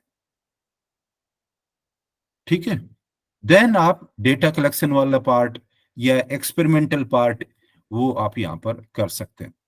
तो जो भी एक्सपेरिमेंट्स किए हैं, कैसे किए हैं, जो भी डेटा कलेक्ट किए हैं, कैसे किए हैं, उनको कैसे एनालाइज किया, कैसे वैलिडेट किया, वो सारा का सारा डिटेल इस चैप्टर में आप यहाँ पर दे सकते हैं, और लास्ट में उनको कंक्लूड कर सकते हैं। तो यहाँ पर एब्स्ट्रैक्ट में क्या करेंगे, कौन कौन से डेटा कलेक्ट किए एब्स्ट्रैक्ट में आ जाने चाहिए, कैसे उनको एनालाइज किया, उन मेथड्स का आ जाना चाहिए, कौन से मेथड्स को काम में लेते उनको वैलिडेट किया, वो इसको आ जाना चाहिए, और लास्ट में कौन सा मेथड बेस्ट रहा वो भी यहाँ पर एब्स्ट्रैक्ट में कंक्लूड हो जाना चाहिए, है ना। तो ये सारी चीजें देखते ही, एब्स्ट्रैक्ट पढ़ते ही उसको आइडिया हो जाएगा ना कि इस चैप्टर में ये चीजें दी हुई हैं। फिर अगर उसके काम की तो डिटेल पढ़ता है, नहीं है तो वो नहीं पढ़ता है। और एग्जामिनर आपका है, वो आपके इस एब्स्ट्रैक्ट से ही पता लगा लेता है कि हाँ आपने जो काम किया है वो किस लेवल का काम है, वो वैल्यूएबल वर्क है या सुपरफिशियल वर्क है या इन डेप्थ है, उस वर्क की क्वालिटी वो इस एब्स्ट्रैक्ट को देख के आइडिया लगा लेता है। तो एब्स्ट्रैक्ट लिखना बहुत इंपॉर्टेंट है, एब्स्ट्रैक्ट की लैंग्वेज बहुत अच्छी होनी चाहिए, और एब्स्ट्रैक्ट बिल्कुल इंप्रेसिव होना चाहिए, इफेक्टिव होना चाहिए कि उसको पढ़ते ही आपके पूरे चैप्टर के बारे में एग्जामिनर को समझ में आ जाना चाहिए कि हाँ इस चैप्टर में ये इन्होंने एक्सप्लेन किया हुआ है। क्लियर? Yes sir. मीन्स जो सर हमारा लास्ट जो हमारा डेटा कलेक्शन वाला होगा वो फाइनल एक तरीके से पूरा समराइज कर देगा सर एब्स्ट्रैक्ट उसका। बिल्कुल बिल्कुल, आपने कहाँ से डेटा कलेक्ट किए, आपने किन किन वेरिएबल्स को लेते हुए डेटा कलेक्ट किए, आपने कौन कौन से टूल्स को लेते हुए उनको एनालाइज किया, आपने किन किन टूल्स को लेते हुए अगेन उनको वैलिडेट किया, आप कितने बार फील्ड में जाकर के उन डेटा को कलेक्ट करके लाए, कहीं कोई कंफ्यूजन था, कहीं कोई ऑब्जेक्शन था, कहीं कोई डाउट था, तो आपने कितनी बार उसको, एक ही डेटा को कितनी बार आपने कलेक्ट किया, ताकि आपका जो उस डेटा की एक्यूरेसी और वो डेटा कितना वैलिडिटी। प्रिसाइज है है ना, यस सर। वो आप वहां पर उस एब्स्ट्रैक्ट में बता सको। तो आपके जो एफर्ट्स हैं उस एब्स्ट्रैक्ट से पता लग जाएंगे कि हाँ, जो रिसर्चर है, जो स्टूडेंट है, उसने कितना ज्यादा इसमें एफर्ट किया है या कितना कम किया है ना। जी sir. Then results and discussions, फिर जो आपने डेटा वैलिडेट किए या जो आपके रिजल्ट्स, वो जो एक्सपेरिमेंट्स किए, उन एक्सपेरिमेंट से क्या रिजल्ट आए और क्या उनमें आपने उनके रिजल्ट्स को आपने क्या कहें कि कंफर्म किया। कंफर्म करने को ही आप यहाँ पर वैलिडेशन या डिस्कशन यहाँ पर कह सकते हैं कि आपने इस तरह से आप इनको डिस्कस किया और प्रूव किया कि जो रिजल्ट्स आए हैं वो बिल्कुल सही रिजल्ट्स आए। यानी कि एक तरह का ये वैलिडेशन ही आप यहाँ पर कह सकते हैं, मान सकते हैं। तो इसके लिए आप एक चैप्टर बना सकते हैं। तो ये तो डिपेंड करता है कि आपका जो एरिया है वो कैसा है, आपका जो रिसर्च फील्ड है वो कैसा है, आपकी रिसर्च प्रॉब्लम है वो कैसी है। तो आप हर एक प्रॉब्लम के साथ साथ रिजल्ट एंड डिस्कशन काम में ले सकते हैं। रिजल्ट एंड डिस्कशन का अलग चैप्टर भी आप बना सकते हैं, या हर चैप्टर के साथ में भी आप रिजल्ट एंड डिस्कशन ले सकते हैं। डिपेंड करेगा आपके वर्क के नेचर पर। ये कहीं कोई बाउंडेशन नहीं है कि जो इसमें प्रेजेंट किया जाता है वो ही आपको चैप्टर के रूप में लिखना पड़ेगा। हाँ, लेकिन जो आपने सिनॉप्सिस में दिया टेंटेटिव, उस टेंटेटिव को थोड़ा सा आपको फॉलो करते हुए आपकी थीसिस को लिखना है, ताकि उसमें ज्यादा वेरिएशन ना रहे। अदरवाइज तो ये रहेगा ना कि आपका प्लान ही नहीं पता आपको कि भाई आपने कितना काम किया, कैसे किया और कैसे आप उसको प्रेजेंट करोगे। देन लास्ट में आपका जो होल कंक्लूजन है, होल जो रिसर्च है, उसका जो कंक्लूजन है वो आप यहाँ पर कंक्लूड कर सकते हैं। ठीक है। और कुछ रिकमेंडेशंस जो आप अभी पूछ रहे थे ना कि भाई कुछ ऐसे चीजें हैं जो हम नहीं कर पाए तो हम दूसरों के लिए भी बता सकते हैं ना, तो वो रिकमेंडेशंस आप यहाँ पर बता सकते हैं कि इस तरह से हम रिकमेंड करते हैं कि ये काम इस पैरामीटर को काम में लेते हुए या इस वेरिएबल को काम में लेते हुए, इस कंडीशन को काम में लेते हुए फर्दर इसको किया जा सकता है। सर कुछ यूनिवर्सल स्ट्रॉन्ग पॉइंट्स होंगे रिसर्च में लिखने के, सर कुछ बताएं, वीक और स्ट्रॉन्ग। हाँ, तो स्ट्रॉन्ग पॉइंट्स तो आपके रिसर्च के जो पॉजिटिव पॉइंट्स हैं वो आप यहाँ पर लिख सकते हैं कि ये जो पार्ट थे ये पॉजिटिव हैं। इनको लेकर के ना, अगर जो साइंटिफिक कम्युनिटी है वो इनको काम में ले तो इस फील्ड में ये इम्प्रूवमेंट किए जा सकते हैं, हो सकते हैं, होने की पॉसिबिलिटी है। इस तरह की लैंग्वेज को आप काम में लेते हुए कर सकते हैं। आप अगर कोई किसी ऐसे फील्ड में है कि जिसके बेसिस पर जिन डेटा को लेकर के गवर्नमेंट अगर कोई पॉलिसी बना सकती है, तो आप वहां पर अपने रिकमेंडेशन में लिख सकते हैं कि ये डेटा या ये कंक्लूजन गवर्नमेंट अगर काम में लेती है तो इस तरह की पॉलिसी बन सकती है और इस पॉलिसी से इस फील्ड में इतना बेनिफिट सोसाइटी को हो सकता। मतलब फ्यूचर टेंस में लिखे। बिल्कुल बिल्कुल, रिकमेंडेशन तो वही है कि आपको फ्यूचर टेंस में आपको उसको लिखना है और आपको ये बताना है कि इससे कौन कौन अफेक्ट होगा, कौन कौन से जो लिविंग थिंग्स हैं वो अफेक्ट होंगे, या यूं कहें कि नॉन लिविंग थिंग्स हैं वो अफेक्ट होंगे, कहाँ कहाँ पर उसका बेनिफिट होगा वो आपको यहाँ पर बताना है। और आपको ये भी बताना है कि उसके जो दूसरा एस्पेक्ट भी बताना है कि ये हमने रिजल्ट्स निकाले और इनको अगर ऐसे काम में लिया जाएगा तो इनके ये ड्रॉबैक्स हो सकते हैं, ये सोसाइटी को नुकसान हो सकता है। तो एक अवेयर भी आप कर सकते हैं गवर्नमेंट को या पॉलिसी मेकर्स को। यस सर, उसका मिसयूज ना हो, ताकि मिसयूज ना हो, ये भी आप यहाँ पर कह सकते हैं कि अगर ये डेटा इस तरह से काम में लिया गया तो ये मिसयूज हो जाएगा। तो आज एक बिल्कुल रिसेंट एग्जांपल चल ही रहा है ना, ये कौन सा डीप फेक वाला, एआई वाला। Yes sir, AI. तो एआई जब भाई इंट्रोड्यूस हुआ, रिसर्च हुई, तो बेनिफिट के लिए ही हुआ, लेकिन इसका जो साइड इफेक्ट है या इसका जो मिसयूज है वो भी आप सभी जान ही रहे हो कि किस तरह से कितनी तेजी से होता जा रहा है जी सर। है ना। तो उसको भी अगर आप अपनी रिसर्च में कंक्लूड करें और एक वार्निंग के रूप में कंक्लूड करें कि अगर इसका मिसयूज होता है तो ये रिजल्ट्स सामने आने की संभावना है, ये मिसयूज होने की पॉसिबिलिटीज हैं, तो उसके ऊपर भी जो पॉलिसी मेकर्स हैं या जो गवर्नमेंट है वो एक चेक पॉइंट लगाए या इस लेवल तक ही इसको यूज किया जाए, और इससे अगर आगे ज्यादा यूज किया जाए तो इसके ये साइड इफेक्ट्स रहेंगे या हो सकते हैं। सर जो सर फर्स्ट क्वेश्चन है what do we learn from the study में सेकंड पॉइंट है provide answers to the main research problem question, तो ये रिसर्च क्वेश्चन हमारा हाइपोथेसिस जो रखा था वो है? बिल्कुल वही है। यानी हमने पहले जो हाइपोथेसिस थी उसमें हमने जो प्रपोज किया उससे अगर जब हम कंक्लूड कर रहे हैं तो वो आंसर आ पा रहे हैं या नहीं आ पा रहे हैं, तो जी सर। हमें उसको कोरिलेट करना पड़ेगा यहाँ कंक्लूजन में। ऐसा नहीं कि हम हमारी जो थीसिस जो सिनॉप्सिस है या जो हमारी रिसर्च प्रॉब्लम है उसको हम भूल गए और कंक्लूजन कोई और ही पॉइंट पे लिख रहे हैं। हाँ कि मतलब उसको तो हम सॉल्व कर ही नहीं पाए और हाँ जी सर। हाँ तो हमारा ये ध्यान रहे कि हमारा कोरिलेशन रहे, एक जो हमारी हाइपोथेसिस है या हमारी सिनॉप्सिस है, जो हमारे रिसर्च गैप्स हैं उनका हमारे कंक्लूजन के साथ में, कि हमने ये रिसर्च गैप लेके चले थे और ये हमने जब कंक्लूड किया तो ये पाया कि ये इतना सोल्व हुआ, इसमें इतना % इसको हम कर सके। Thank you sir.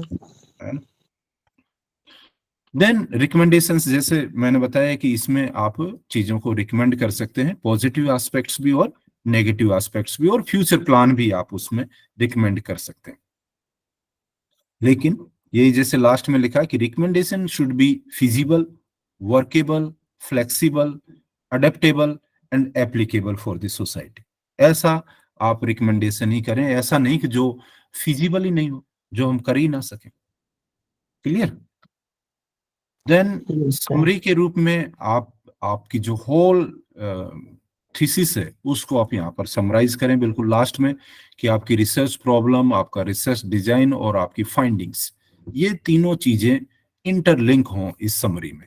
यानी आपकी सिनॉप्सिस, आपने जो रिसर्च डिजाइन किया यानी कि जो आपने मेथड्स काम में लिए वो, और जो आपके फाइंडिंग्स हैं वो, ये सारे के सारे आपके इंटरलिंक होते हुए और आपकी समरी में आने चाहिए।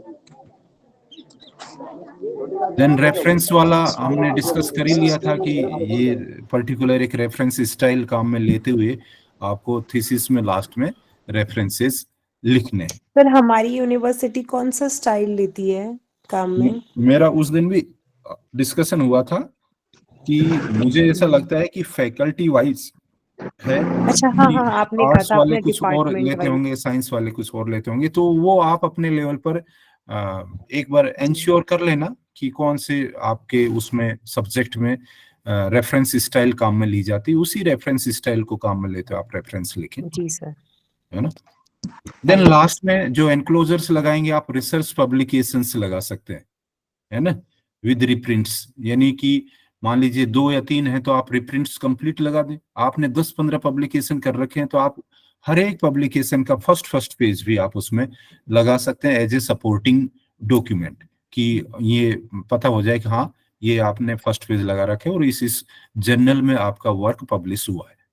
Then paper presentation in conference seminar, तो उसके लिए आपको विद एब्स्ट्रैक्ट एंड सर्टिफिकेट, ये आपको तो 1 पेज एब्स्ट्रैक्ट का और 1 पेज उस सर्टिफिकेट का, यानी कि जहां आपने कॉन्फ्रेंस अटेंड करी वो। फिर कॉन्फ्रेंस सेमिनार वेबिनार अटेंडेड अगर है तो उसका भी आप सर्टिफिकेट यहाँ पर लगा सकते हैं। तो ये आपके एनक्लोजर्स हो गए। ये आपके सपोर्टिंग डॉक्यूमेंट रहेंगे कि आपने पब्लिकेशन भी किया है, आपने कॉन्फ्रेंस भी में भी प्रेजेंट किया है और आपने कॉन्फ्रेंस अटेंड भी की है। ठीक है। अब लास्ट में है, आपने जब थीसिस कंप्लीट लिख ली है, टाइप कर ली है और उसका बाइंडिंग भी आपकी हो गई है, तो उसकी चेकलिस्ट आपको देखनी है बाइंडिंग के टाइम पर क्या क्या, कि एक तो थीसिस सबमिशन एप्लीकेशन, जो अच्छा सबमिशन के टाइम पर क्या क्या चीजें आपको चाहिए वो, तो आपको एक ये एप्लीकेशन स्टार्टिंग से है ना सर, ये स्टार्टिंग से जो चाहिए वो सब। हाँ, कि आपको एक एप्लीकेशन लिखनी है थीसिस सबमिट करने के लिए। हाँ सर, जो लास्ट में हम रिसर्च पेपर लगाएंगे वो सर टॉपिक से रिलेटेड होना चाहिए या अदर भी हो सकते हैं? अदर भी कर सकते हैं, आपके टॉपिक के तो मैंडेटरी वो तो होने ही होने चाहिए। आपके थीसिस से रिलेटेड जो वर्क पब्लिश हुआ है वो वर्क तो उस पेपर में होना ही चाहिए, ये तो मैंडेटरी है। आप ऐसा नहीं है कि भाई किसी और का जो किया हुआ काम है और उसमें आप एक ऑथर हैं वो आप लगाएं और उसके बेसिस पर ये हो कि भाई आपका अप्रूवल हो जाए। अप्रूवल उसी के बेसिस पर होगा जिसमें आपकी थीसिस में जो आपने काम किया है, वर्क किया है, वो वर्क पब्लिश हुआ है। क्लियर?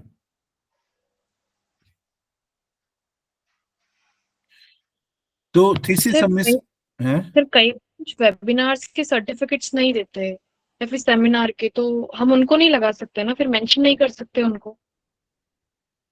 हाँ, सर्टिफिकेट नहीं है तो मेंशन नहीं कर सकते। उस कंडीशन में आप ऐसा करो कि एक कंप्लीट लिस्ट बना के लगा दो कि ये मेरे पब्लिकेशन है, यहाँ मैंने कॉन्फ्रेंस अटेंड करी, ये मैंने वेबिनार्स अटेंड किए, और जिन जिन के सर्टिफिकेट्स हैं लगे हुए हैं उनके नाम आप ऊपर लिख लो, बाकी को छोड़ दो, नीचे लिख लो। जी सर। है ना? मींस मेंशन कर सकते हैं ना सर, हाँ हाँ, अगर बिल्कुल कर सर्टिफिकेट नहीं सकते हो हैं, तो भी। बिल्कुल कर सकते हैं। लेकिन जिनके सर्टिफिकेट्स नहीं है कॉन्फ्रेंस उनको प्रेजेंट नीचे। में, उनकी कोई वैल्यू भी नहीं है। लगाओ तो भी ठीक है, नहीं लगाओ तो भी ठीक है ना। और कॉन्फ्रेंस सेमिनार अटेंडेड के कहीं कोई मार्क्स भी नहीं है।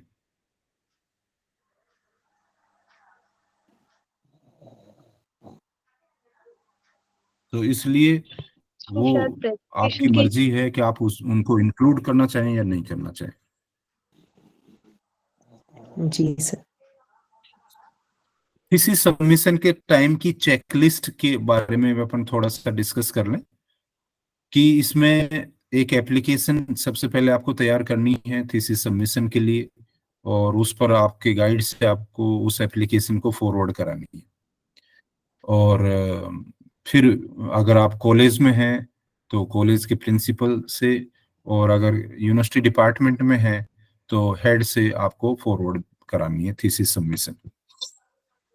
देन नोड्यूस सर्टिफिकेट आपको लेने हैं, आपको लैब का, लाइब्रेरी का, अगर कोई आपने चीजें इश्यू करा रखी, बुक्स हैं ये इश्यू करा रखी हैं, तो उनसे रिलेटेड आपको उनको डिपॉजिट करते हुए आपको कॉलेज का और यूनिवर्सिटी का, डिपार्टमेंट का आपको नोड्यूस सर्टिफिकेट लेना है। देन पीएचडी कोर्स और कंप्लीशन का आपको सर्टिफिकेट लगाना है इस एप्लीकेशन के साथ में। और evidence of research publication refereed journal, आपको एटलीस्ट 1 रिसर्च पेपर कंप्लीट, यानी पूरा रिसर्च पेपर इस एप्लीकेशन के साथ में आपको एनक्लोज करना है। यही आपको थीसिस के साथ में आपने किया हुआ होगा। फिर आपका कॉन्फ्रेंस सेमिनार में जो पेपर आपने प्रेजेंट किया उसका एविडेंस आपको एक लगाना है। प्री पीएचडी जो प्रेजेंटेशन रिपोर्ट है वो इसके साथ में लगानी है।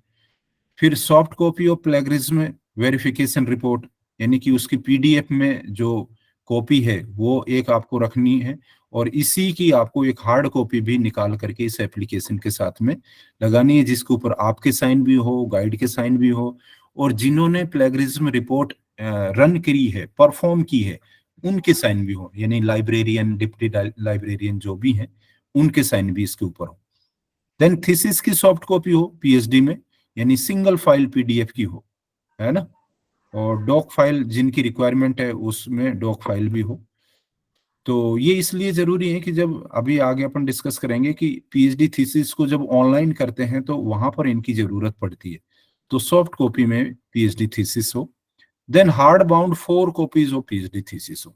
ये 10 जो रिक्वायरमेंट है ये आपके पास में एज सच होनी चाहिए at the time of submission of PhD thesis उस एप्लीकेशन के साथ में। ठीक है। फिर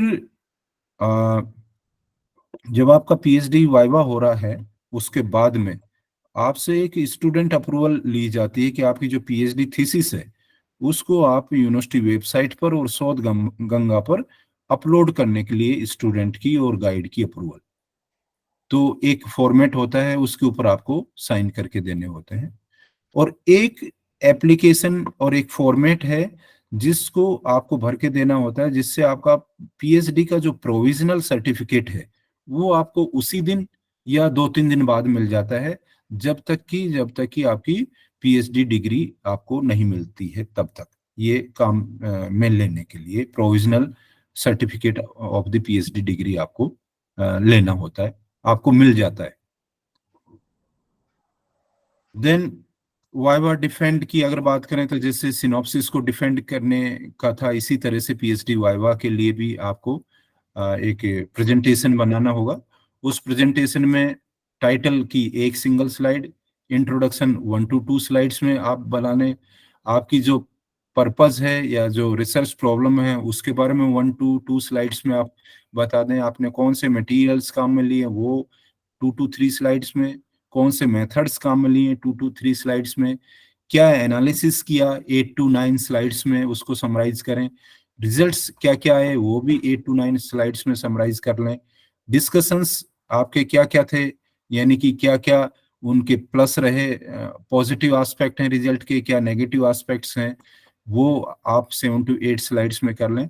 आपके थीसिस के क्या होल कंक्लूजन्स हैं वो 3 to 4 स्लाइड्स में आप यहाँ पर ले लें, और क्या आपका फ्यूचर प्लान है वो भी आप 1 to 2 स्लाइड्स में बताएं कि ये मेरा फ्यूचर प्लान रहेगा इस रिसर्च पर या इस फील्ड में आगे करने के लिए। और 1 to 2 स्लाइड्स में आप जो रेफरेंसेस हैं उनको भी आप ब्रीफ में यहाँ पर तो ले सर सकते हैं। हम वाइवा के लिए अलग से प्रेजेंटेशन बनाएंगे और ये पीएचडी वाइवा के लिए थीसिस अलग से वाला प्रेजेंटेशन, क्यों हमारे बिल्कुल। पास हम वो यूज नहीं कर सकते सर? पीएचडी का हमारे पास सॉफ्ट कॉपी जो थीसिस का होगा। हाँ, उस सॉफ्ट कॉपी से ही आप पीपीटी बनाएंगे ना वाइवा में प्रेजेंट करने के लिए, वैसे अच्छा ठीक है सर। है ना। उसी हाँ जी, सॉफ्ट हाँ जी। कॉपी को काम में लेते हुए उसी मैटर को, उसी मटेरियल को काम में लेते हुए आप पीपीटी बना। पीपीटी बनाएंगे, और पीपीटी 30 to 40 स्लाइड रहेगी। सपोज करो कि 200 पेज की थीसिस है, उस समय 200 पेजेस तो प्रेजेंट नहीं किए जा सकते ना, बिल्कुल एडिट करना पड़ेगा सर, एडिट मतलब करना पड़ेगा, समराइज करना पड़ेगा, ब्रीफ करना पड़ेगा, मेन चीजें उसमें से लेनी पड़ेंगी लेनी पड़ेगी। हाँ जी। और फिर उनको हमें प्रेजेंट करना पड़ेगा।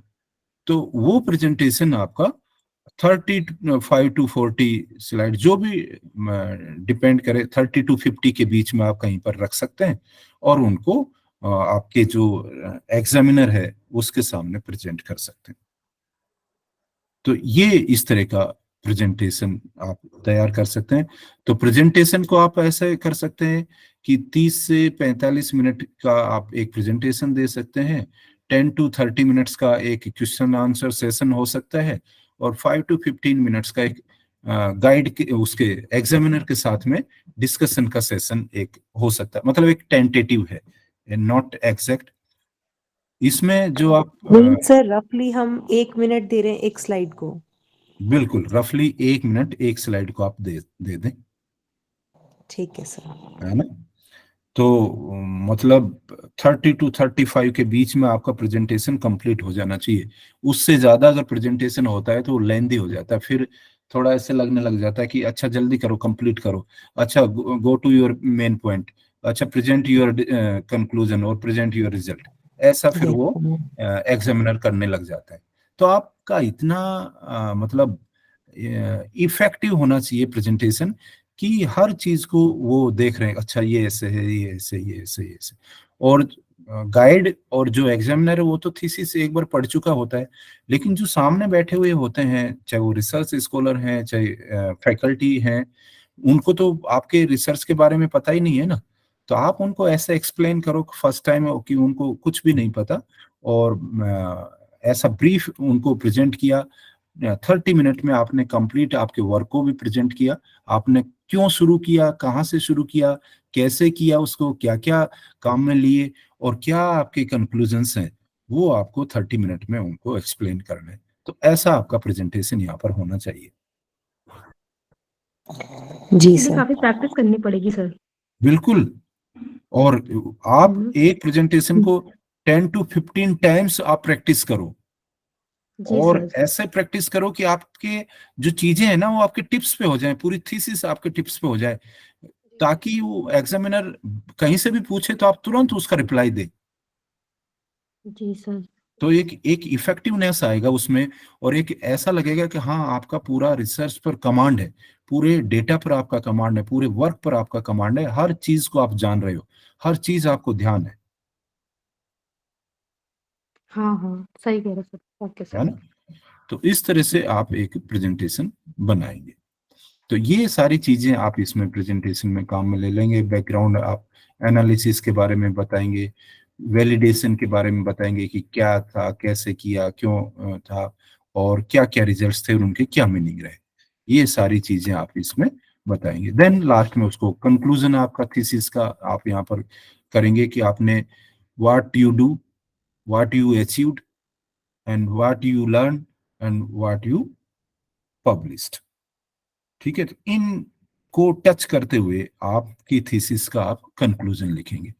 देन आप सर फ्यूचर कोई प्लान कैंडिडेट है। सर अगर कोई कैंडिडेट बोलते बोलते अगर रुक जाता है, फिर क्या उसको हटा दिया जाता है क्या नहीं नहीं, बीच में से? नहीं हटाया जाता अच्छा सर। है ना, ऐसा कुछ वो नहीं है, मतलब बिल्कुल नहीं हटाया जाता। और अच्छा। उसको थोड़ा मोटिवेट भी किया जाता है, अगर बोलते बोलते ऐसा रुक भी जाता है तो कोई नहीं कि आप, हम्म, कोई नहीं, आप कंटिन्यू करें, आप ये चीजें हैं आप इन इन के बारे में थोड़ा सा और बताएं, इन इनको आप और हम्म, थोड़ा सा एक्सप्लेन करें, तो उसको थोड़ा सा हाँ कॉन्फिडेंस आता जी सर, हाँ फिर तो हो जाता है। है ना। हाँ। ऐसा नहीं ओके है, सर। नहीं हटाते। देन आपको लास्ट में जब ये कंक्लूड कर लें, उस कंक्लूजन के बाद में आपके जो फ्यूचर प्लान है, फ्यूचर वर्क है, उसके बारे में थोड़ा सा आप बताएंगे, क्या क्या लेते हुए कि जो वीकनेसेस हैं उनको थोड़ा बताते हुए, या जो इनकम्प्लीटनेस है उसको थोड़ा बताते हुए, वो उनको टच करते हुए आप कहेंगे कि ये हमारा फ्यूचर प्लान रहेगा, और इन इनको हम आगे फ्यूचर में हम करना चाह रहे हैं, या ये हमारी प्लानिंग है। और कुछ और भी आप इसमें इंक्लूड कर सकते हैं जो आपने थीसिस में इंक्लूड नहीं किया हो, कि भाई ये इस रिसर्च प्रॉब्लम पर तो मैंने काम कर लिया, लेकिन एक और रिसर्च प्रॉब्लम है, या एक और रिसर्च एरिया है, या एक और रिसर्च गैप है जिसके ऊपर हम काम करना चाहेंगे आगे, ऐसा ये रहेगा। देन जैसे मैंने अभी बताया कि आपकी जब थीसिस अवार्ड हो जाती है, उसके बाद में थीसिस को, पीएचडी थीसिस को यूनिवर्सिटी की वेबसाइट पर और शोध गंगा पर अपलोड किया जाता है। उस अपलोड करने के लिए ही आपसे सॉफ्ट कॉपी में थीसिस मांगी जाती है, और वहां पर चैप्टर वाइज अपलोड होता है ना। तो ऐसे आपने वेबसाइट अगर देखी है यूनिवर्सिटी की, तो इस तरह से थीसिस वहां पर अपलोडेड है। जैसे कि हम सब रिसर्च पोर्ट उस पे जाएंगे ना, रिसर्च सेक्शन में, और फिर हम थीसिस को देखेंगे तो सब्जेक्ट वाइज आएगी। तो मैंने एक ये जैसे बोटनी की ली हुई है, तो आप यहाँ पर देख रहे हो कि बोटनी, फिर उनका रिसर्च स्कॉलर थे जो उनका रजिस्ट्रेशन नंबर है, उनका ये नाम है, और किन के अंडर में उन्होंने किया वो उनका ये सुपरवाइजर का नाम है, ये टाइटल ऑफ थीसिस, ये थीसिस का है, कब उसने सबमिट किया और कब उन्होंने पीएचडी डिग्री अवार्ड हुई, ये यहाँ पर दिया हुआ है। तो जब आप इसको, आप ये हाइपर लिंक है, जब इसको आप क्लिक करेंगे तो यहाँ पर ये कंप्लीट थीसिस ओपन हो जाएगी। तो अगर ये थीसिस आपसे रिलेटेड है तो आप इसको पढ़ करके ना, और आपका जो रिसर्च एरिया है उसमें इस वर्क को काम में ले सकते हैं, सपोर्ट इससे आपको मिल सकता है। तो इसी तरह से आपके वर्क को भी अपलोड किया जाता है to use further research by the researcher, और to use further application by the society or by the organization or by the government to make a policy।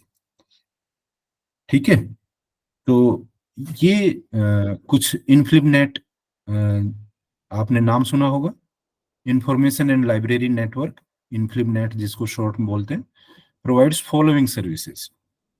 क्या क्या? शोध सिंधु, जिसमें e consortium to provide electronic resources और literature. तो शोध सिंधु में क्या क्या है? लिटरेचर है, और शोध शुद्धि में कि जो हमारे जो हमने लिखा, पेपर लिखा या थीसिस लिखी, उसको हम इसके ऊपर अपलोड करके हम उसमें प्लेगरिज्म का परसेंटेज डिटेक्ट कर सकते हैं। तो ये हमारी, अगर उसमें प्लेगरिज्म आ रही है तो उसकी हम शुद्धि यहाँ पर कर सकते हैं। तो शोध शुद्धि नाम होगा। शोध गंगोत्री, इसमें हम क्या क्या देख सकते हैं, सिनॉप्सिस यहाँ पर देख सकते हैं कि कितनी सिनॉप्सिस यहाँ पर हैं, किन किन प्रॉब्लम्स पर सिनॉप्सिस अपलोड की हुई है और किस किस एरिया में हुई है। तो आप अपने फील्ड की, रिसर्च फील्ड की सिनॉप्सिस इस शोध गंगोत्री पोर्टल पर आप देख सकते हैं। और शोध गंगा लास्ट में हुआ, शोध गंगा, यहाँ पर आप क्या देख सकते हैं, थीसिस देख सकते हैं, है ना। तो यहाँ पर थीसिस हैं, शोध गंगोत्री पर सिनॉप्सिस हैं, शोध शुद्धि प्लेगरिज्म के डिटेक्शन के लिए और शोध सिंधु लिटरेचर के लिए। तो 4 इनके अलग अलग फील्ड हैं, सिंधु, शुद्धि, गंगोत्री और गंगा, है ना। तो एक पर लिटरेचर मिलता है, दूसरे पर आप प्लेगरिज्म को डिटेक्ट कर सकते हैं, तीसरे पर सिनॉप्सिस देख सकते हैं और चौथे पर थीसिस देख सकते हैं। तो हमारे यूनिवर्सिटी भी शोध गंगा पर सभी थीसिस को अपलोड करती है ना। तो इसलिए सर यहाँ पर आपने कहा शोध शुद्धि जो है सेकंड, उसके ऊपर जैसे हमारा रिसर्च पेपर भी हमने लिखा है, उसको भी हम चेक कर सकते बिल्कुल हैं, उसमें भी बिल्कुल कोई। बिल्कुल कर तो सकते सर हैं। उसके लिए लॉगिन हम लोगों को अपने, जैसे हाँ। एक लेक्चर में बताया था एक मैम ने हम्म, कि हमें एक पासवर्ड मिलता है हमारे ही यूनिवर्सिटी की लाइब्रेरी में, ऐसा करके, तो वो हमें बिल्कुल, कौन देगा सर? वो हाँ जी आपको लाइब्रेरी से मिलेगा, सेंट्रल लाइब्रेरी से, है ना। वहां सर, जा, अभी हम लोग मांगेंगे तो मिल जाएगा? हाँ हाँ बिल्कुल। और एक उरकुंड नाम से सॉफ्टवेयर अभी काम में ले रहे हैं, उसमें जब हम अपने पेपर को या अपने सिनॉप्सिस को या अपनी थीसिस को उसमें अपलोड करते हैं तो उसमें प्लेगरिज्म डिटेक्ट हो जाता है कि कितने % में हम इसमें प्लेगरिज्म है। सर आप स्पेल आउट करेंगे क्या है उरकुंड? उरकुंड, UR yes sir, KUND। URKUND, हाँ, ठीक है सर। है ना। तो ये उसमें अपना हमें लॉगिन करना होगा पहले, मतलब बिल्कुल, हमें हमारा अकाउंट बनाना होगा? ये शायद यूनिवर्सिटी अकाउंट है या अच्छा स्टूडेंट खुद का अकाउंट बना सकते हैं, ये आप उनसे लाइब्रेरी में जा करके ना या हाँ जी, मेल से कांटेक्ट करके ना आप उनसे कांटेक्ट पूछ आइडिया ले सकते हैं ना, ठीक है सर, है ना। Thank you sir.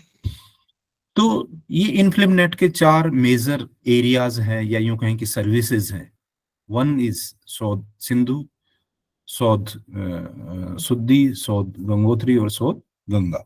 तो शोध गंगा पर हम PhD थीसिस को अपलोड करते हैं। उसके लिए ये शोध गंगा का एक पेज में आपके सामने डिस्प्ले किया है। तो इसमें आप इस तरह से देखेंगे कि जैसे university of Madras, Savitribai Phule university, VBS Purvanchal university, Bharathidasan university, university of Kolkata. तो इनको आप जब क्लिक करोगे ना तो यहाँ पर जाकर के आप देखोगे कि आपको सब्जेक्ट वाइज थीसिस आपको यहाँ पर मिल जाएंगी और आप उन थीसिस पे गो थ्रू हो, आपसे टॉपिक से रिलेटेड, आपके एरिया से रिलेटेड है, तो उन थीसिस को की आप स्टडी कर सकते हैं और आप अपने रिसर्च में उनको काम में ले सकते हैं। अच्छा, जब इनको अपलोड करते हैं तो क्या क्या चीजें हैं और किस तरह से आपको करनी होंगी, ये लाइब्रेरी वाले करते हैं। और लाइब्रेरी इस वेबसाइट को, इस पोर्ट को काम में लेते हुए ये पहले लॉगिन करते हैं और लॉगिन पर whole PhD thesis is submitted to the directorate of research in the separate file, PDF file for each content. University administrator upload these files on Shodhganga. तो आपको तो कहाँ सबमिट करने की होगी, आपको डायरेक्टर ऑफ रिसर्च में आपको आपकी PhD थीसिस सबमिट करनी होगी और वहां से ये चली जाती हैं सेंट्रल लाइब्रेरी में और सेंट्रल लाइब्रेरी इनको शोध गंगा पर अपलोड कर देता है। तो आपको आपकी थीसिस को देखो इसी तरह से आपको सबमिट करनी है। पहली फाइल आपकी रहेगी, आप ऐसे लिखेंगे 01, 02, 03, 04, 5, 6, 7, 8, 9, 10 कि पहला आपको टाइटल ऑफ थीसिस, दूसरे पर सर्टिफिकेट, तीसरे पर declaration, anti plagiarism report, acknowledgement, preface, list of abbreviation, content and appendices, फिर चैप्टर 1, 2, 3, 4, 5 जितने भी आपने काम में लिए वो, और लास्ट में अगर आपने क्वेश्चनियर काम में लिया तो क्वेश्चनियर की एक फाइल। तो सभी की आपको सेपरेट PDF फाइल बनानी है और वो पीडीएफ फाइल जब आप पेन ड्राइव में आपकी थीसिस की सॉफ्ट कॉपी दे रहे हैं at the time of submission of your PhD thesis, तब आपको सबमिट करानी है, ताकि एज सच इसको डायरेक्टर ऑफ रिसर्च से सेंट्रल लाइब्रेरी को भेज दिया जाए और सेंट्रल लाइब्रेरी इनफिलिपनेट पर शोध गंगा पर इसको अपलोड कर दे। क्लियर? देन यस आप सर। रिसर्च पोर्टल पे जैसे जाएंगे तो रिसर्च पोर्टल वाले को मैं सीधे उसी पे चलता हूँ यूनिवर्सिटी की वेबसाइट पर कि कैसे उस पे कौन कौन सी चीजें कहाँ कहाँ पर है। तो मैं इसको मिनिमाइज कर रहा हूँ। जी सर, रिसर्च पोर्टल पे। तो मैं रिसर्च पोर्टल पर जाता हूँ यूनिवर्सिटी वाले पर।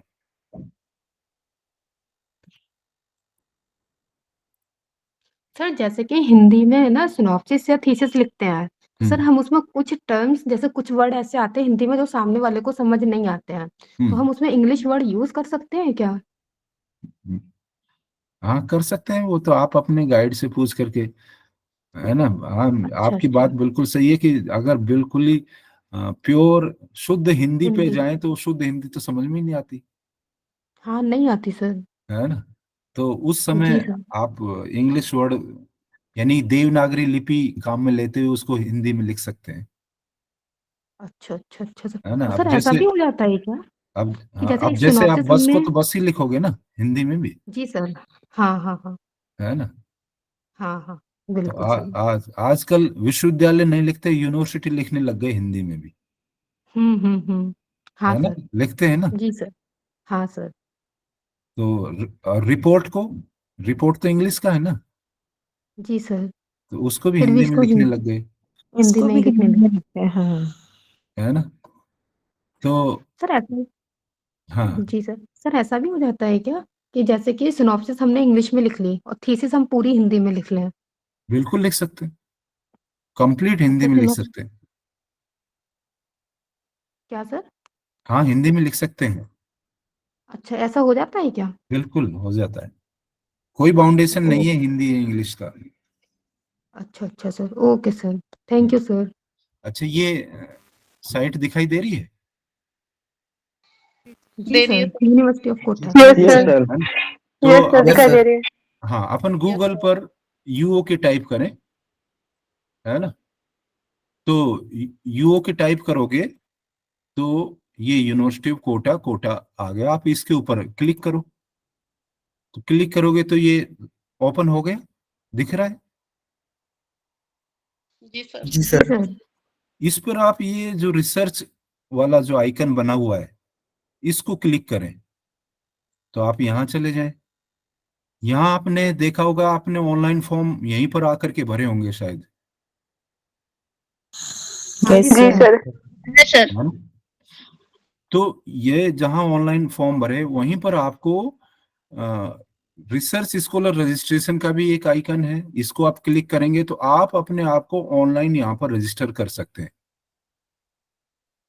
ठीक है, आपके डेटा भर करके ना यहाँ सबमिट कर दोगे तो ये आपका कोटा यूनिवर्सिटी के रिसर्च पोर्टल पर आपका रजिस्ट्रेशन हो जाएगा। ऐसे ही रिसर्च सुपरवाइजर भी रजिस्ट्रेशन करते हैं, ऐसे ही रिसर्च एक्सपर्ट जो पीएचडी थीसिस। बट सर उसमें ना वो टॉपिक मांगते हैं सर, लेकिन अभी टाइटल जो है हमारा, हाँ तो वो तो अभी ये सारी फाइनल तो चीजें हुआ होने नहीं के बाद में आप फिर अपने है। आप को रजिस्टर कर लेना इसके ऊपर, जी सर।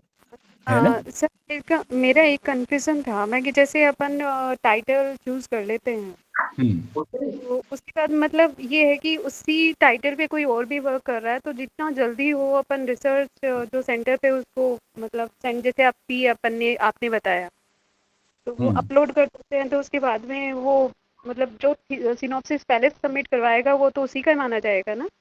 हाँ उसी का माना जाएगा। और जो टाइटल आपने फाइनल किया है वो जी टाइटल जी तो आप अपने रिसर्च प्रॉब्लम है उसके बेस पे ही तो आपने फाइनल किया है। तो आपकी जी। जो रिसर्च प्रॉब्लम है या जो रिसर्च सिनॉप्सिस है वो ऐसी होनी चाहिए कि जो दूसरे की ना हो, है अभी ना। जैसे टाइटल सेम हो जाता है किसी का तो उस बेसिस हाँ पे पूछती उसके बाद में दूसरा तो सेम टाइटल को ले ही नहीं सकता ना, हूँ। जी। है ना। तो आपका जब इट मीन्स टाइम से जितना जल्दी अपन टाइटल को बता दे तो वो ज्यादा बेटर रहता है, या जितना जल्दी आप सिनॉप्सिस सबमिट कर दो तो वो ज्यादा बेटर रहता है, ये है। Yes sir. है ना। तो यहाँ पर आप देखेंगे कि रिसर्च स्कॉलर का रजिस्ट्रेशन भी है, सुपरवाइजर का रजिस्ट्रेशन भी है, एक्सपर्ट का रजिस्ट्रेशन भी है। फिर वो आगे रिसर्च स्कॉलर अपनी हाफ ईयरली रिपोर्ट यहाँ पर सबमिट कर सकता है, सारे के सारे काम ऑनलाइन यहाँ पर कर सकता है। रिसर्च सुपरवाइजर यहाँ पर सारा देख सकता है कि कौन कौन से बच्चे ने रिपोर्ट सबमिट करी है, किन की पेंडिंग है, किन की सिनॉप्सिस सबमिट हुई है, किन की नहीं हुई है। और रिसर्च एक्सपर्ट भी यहाँ online he director of research जब इनको सिनॉप्सिस या थीसिस भेजते हैं तो ये ऑनलाइन ही इवेलुएट करके ना और ऑनलाइन सबमिट कर देते हैं। ऐसे ही जो एडमिनिस्ट्रेशन लॉगिन है, यानी कि डायरेक्टरेट ऑफ रिसर्च भी यहाँ पर लॉगिन करके ना इन सभी की एक्टिविटी को, इन सभी की चीजों को यहाँ पर देख सकता है और चीजों को इवेलुएट कर सकता है। ऑनलाइन इसको पोर्टल पर सारे काम यहाँ पर कर सकता है। तो अभी प्रयास ये किए जा रहे हैं कि starting from submission of synopsis to award of PhD degree तक के सारे काम ऑनलाइन इस रिसर्च पोर्टल के थ्रू किए जाए हों। तो इनके लिए प्रयास हैं और लगातार इसके ऊपर काम किया जा रहा है और इस रिसर्च पोर्टल को और स्मूथ किया जा रहा है इसकी वर्किंग को। तो इसी पे सारी इंफॉर्मेशन दी हुई है। आप देखेंगे कि रिसर्च बोर्ड पे आप क्लिक करेंगे तो रिसर्च बोर्ड में कौन कौन है उनके नाम आ जाएंगे। डायरेक्टरेट रिसर्च में आप देखेंगे कि कौन कौन से काम कर रहे हैं तो वो आ जाएंगे। सिलेबस देखेंगे, सिलेबस अभी आपका देखो ये दिया हुआ है, पीएचडी कोर्स वर्क, ये एंट्रेंस का सिलेबस था जिससे आपने एग्जाम दे लिया, पास हो गए। अब है पीएचडी कोर्स वर्क का सिलेबस। तो इसको अब अगर हम क्लिक करते हैं तो आप देखेंगे कि सिलेबस दो पार्ट में डिवाइडेड है। एक है इंटरनल इवेल्युएशन 40 मार्क्स का है, एक है एक्सटर्नल इवेल्युएशन 60 मार्क्स का है। तो इंटरनल इवेल्युएशन तो आपके जो रिसर्च सुपरवाइजर हैं वो करके ना देंगे और एक्सटर्नल इवेल्युएशन के लिए आपका एक एग्जाम होगा ना रिसर्च मेथोडोलॉजी वाला।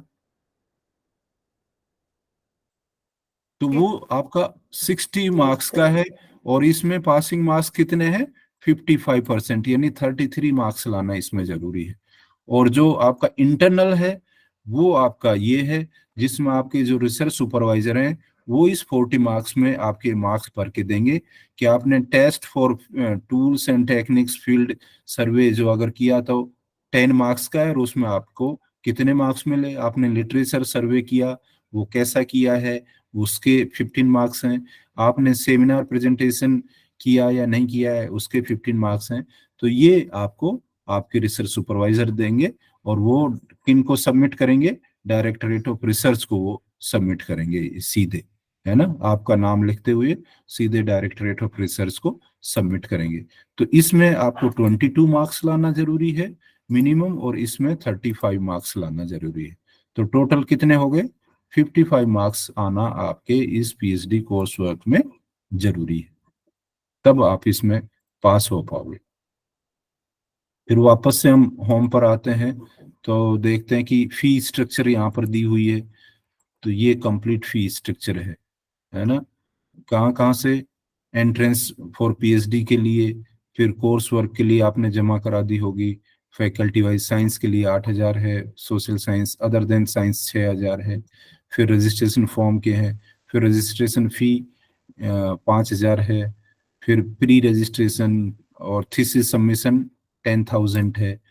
तो ये सारी जो हैं फीस ये आपको पोर्टल पर दी हुई है और ये रिवाइज होंगे तो भी आपको यहीं पर मिलेंगे। इसको हटा करके रिवाइज्ड वाला जो ऑफिस ऑर्डर वो डाल दिया जाएगा। तो आपको सारा का सारा जो देखना है वो पोर्टल के थ्रू देखना है। हाँ, फॉर्मेट्स जो हम काम में ले रहे हैं वो अब यहाँ पर दिए हुए हैं, डाउनलोड वेरियस फॉर्मेट्स। तो आप ये देखेंगे कि ये लगभग 20 फॉर्मेट्स यहाँ पर दिए हुए हैं। Format number 1st, 2nd, 3rd, 4th से लेकर के ना और 20 तक ये सारे यहाँ पर दिए हुए हैं। तो मैं एक जैसे मान लीजिए मैं कवर पेज ऑफ सिनॉप्सिस का देखता हूँ तो ये यहाँ पर इसका फॉर्मेट दिया हुआ है। और जैसे आप कंटेंट ऑफ सिनॉप्सिस है, उसको भी आप चेंज करा सकते हैं। आप कैंसलेशन भी करा सकते हैं पीएचडी रजिस्ट्रेशन को। आप सुपरवाइजर चेंज अगर कराना चाहें तो इस वाले फॉर्मेट को काम में लेते हुए आप आपकी एप्लीकेशन को सबमिट करेंगे, है ना। आप टाइटल अगर आप पीएचडी थीसिस का चेंज कराना चाहें तो इसको आप काम में लेते हुए चेंज करेंगे। फिर submission of half yearly progress report के लिए ये फॉर्मेट दिया हुआ है। Extension of submission of PhD thesis के लिए फॉर्मेट है। Cover page of PhD thesis, content of PhD thesis, certificate जो अपन ने डिस्कस कर ही लिया। नोड्यूल सर्टिफिकेट का एक फॉर्मेट है, तो ये वाला फॉर्मेट नोड्यूल सर्टिफिकेट का है। तो इसी फॉर्मेट में आपको नोड्यूल सर्टिफिकेट सबमिट करना होगा। देन फिर जब आपकी थीसिस सबमिट हो जाती है तब आपके जो गाइड हैं वो इस फॉर्मेट में पैनल सबमिट करते हैं, और वो 8 प्रोफेसर्स का या एसोसिएट प्रोफेसर्स का एक पैनल होता है जिसके पास में आपकी थीसिस इवेलुएट होने के लिए जाती है। तो इसके लिए भी बिल्कुल रूल है कि इन 8 को आपको कैसे बनाएंगे। ये हालांकि आपका काम नहीं है, आपके गाइड करेंगे ये काम, कि टोटल 8 नेम यहाँ पर रहेंगे एक्सटर्नल एग्जामिनर्स के।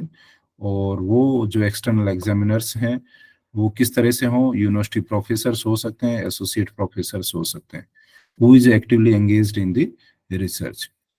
और सेम स्टेट के एक ही 2 सेम स्टेट के हो सकते हैं, बस 2 से ज्यादा आपसे एक ही स्टेट से नहीं ले सकते, और एक ही यूनिवर्सिटी से आप 2 से ज्यादा नहीं ले सकते ना।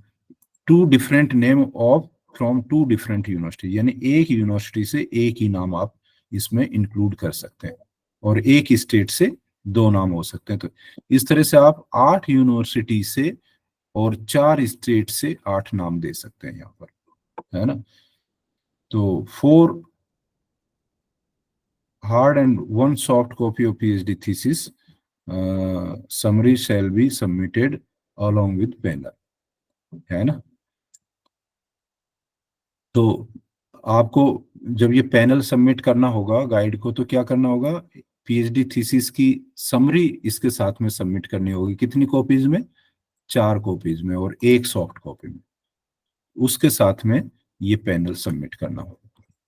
ठीक है, तो ये गाइड का काम है, गाइड करेंगे। देन एग्जामिनर्स रिपोर्ट का भी एक फॉर्मेट बना हुआ है। इस फॉर्मेट में आपकी थीसिस इवेलुएट होती है। इसका भी एक सेट फॉर्मेट है, इसके पार्ट है। तो पार्ट ए में डिटेल ऑफ रिपोर्ट रहती है, और पार्ट बी में रिकमेंडेशन रहता है।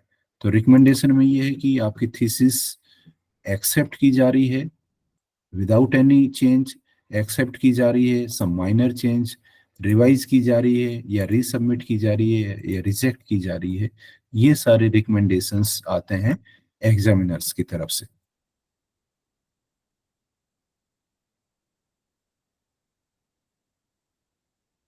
दे सकते हैं।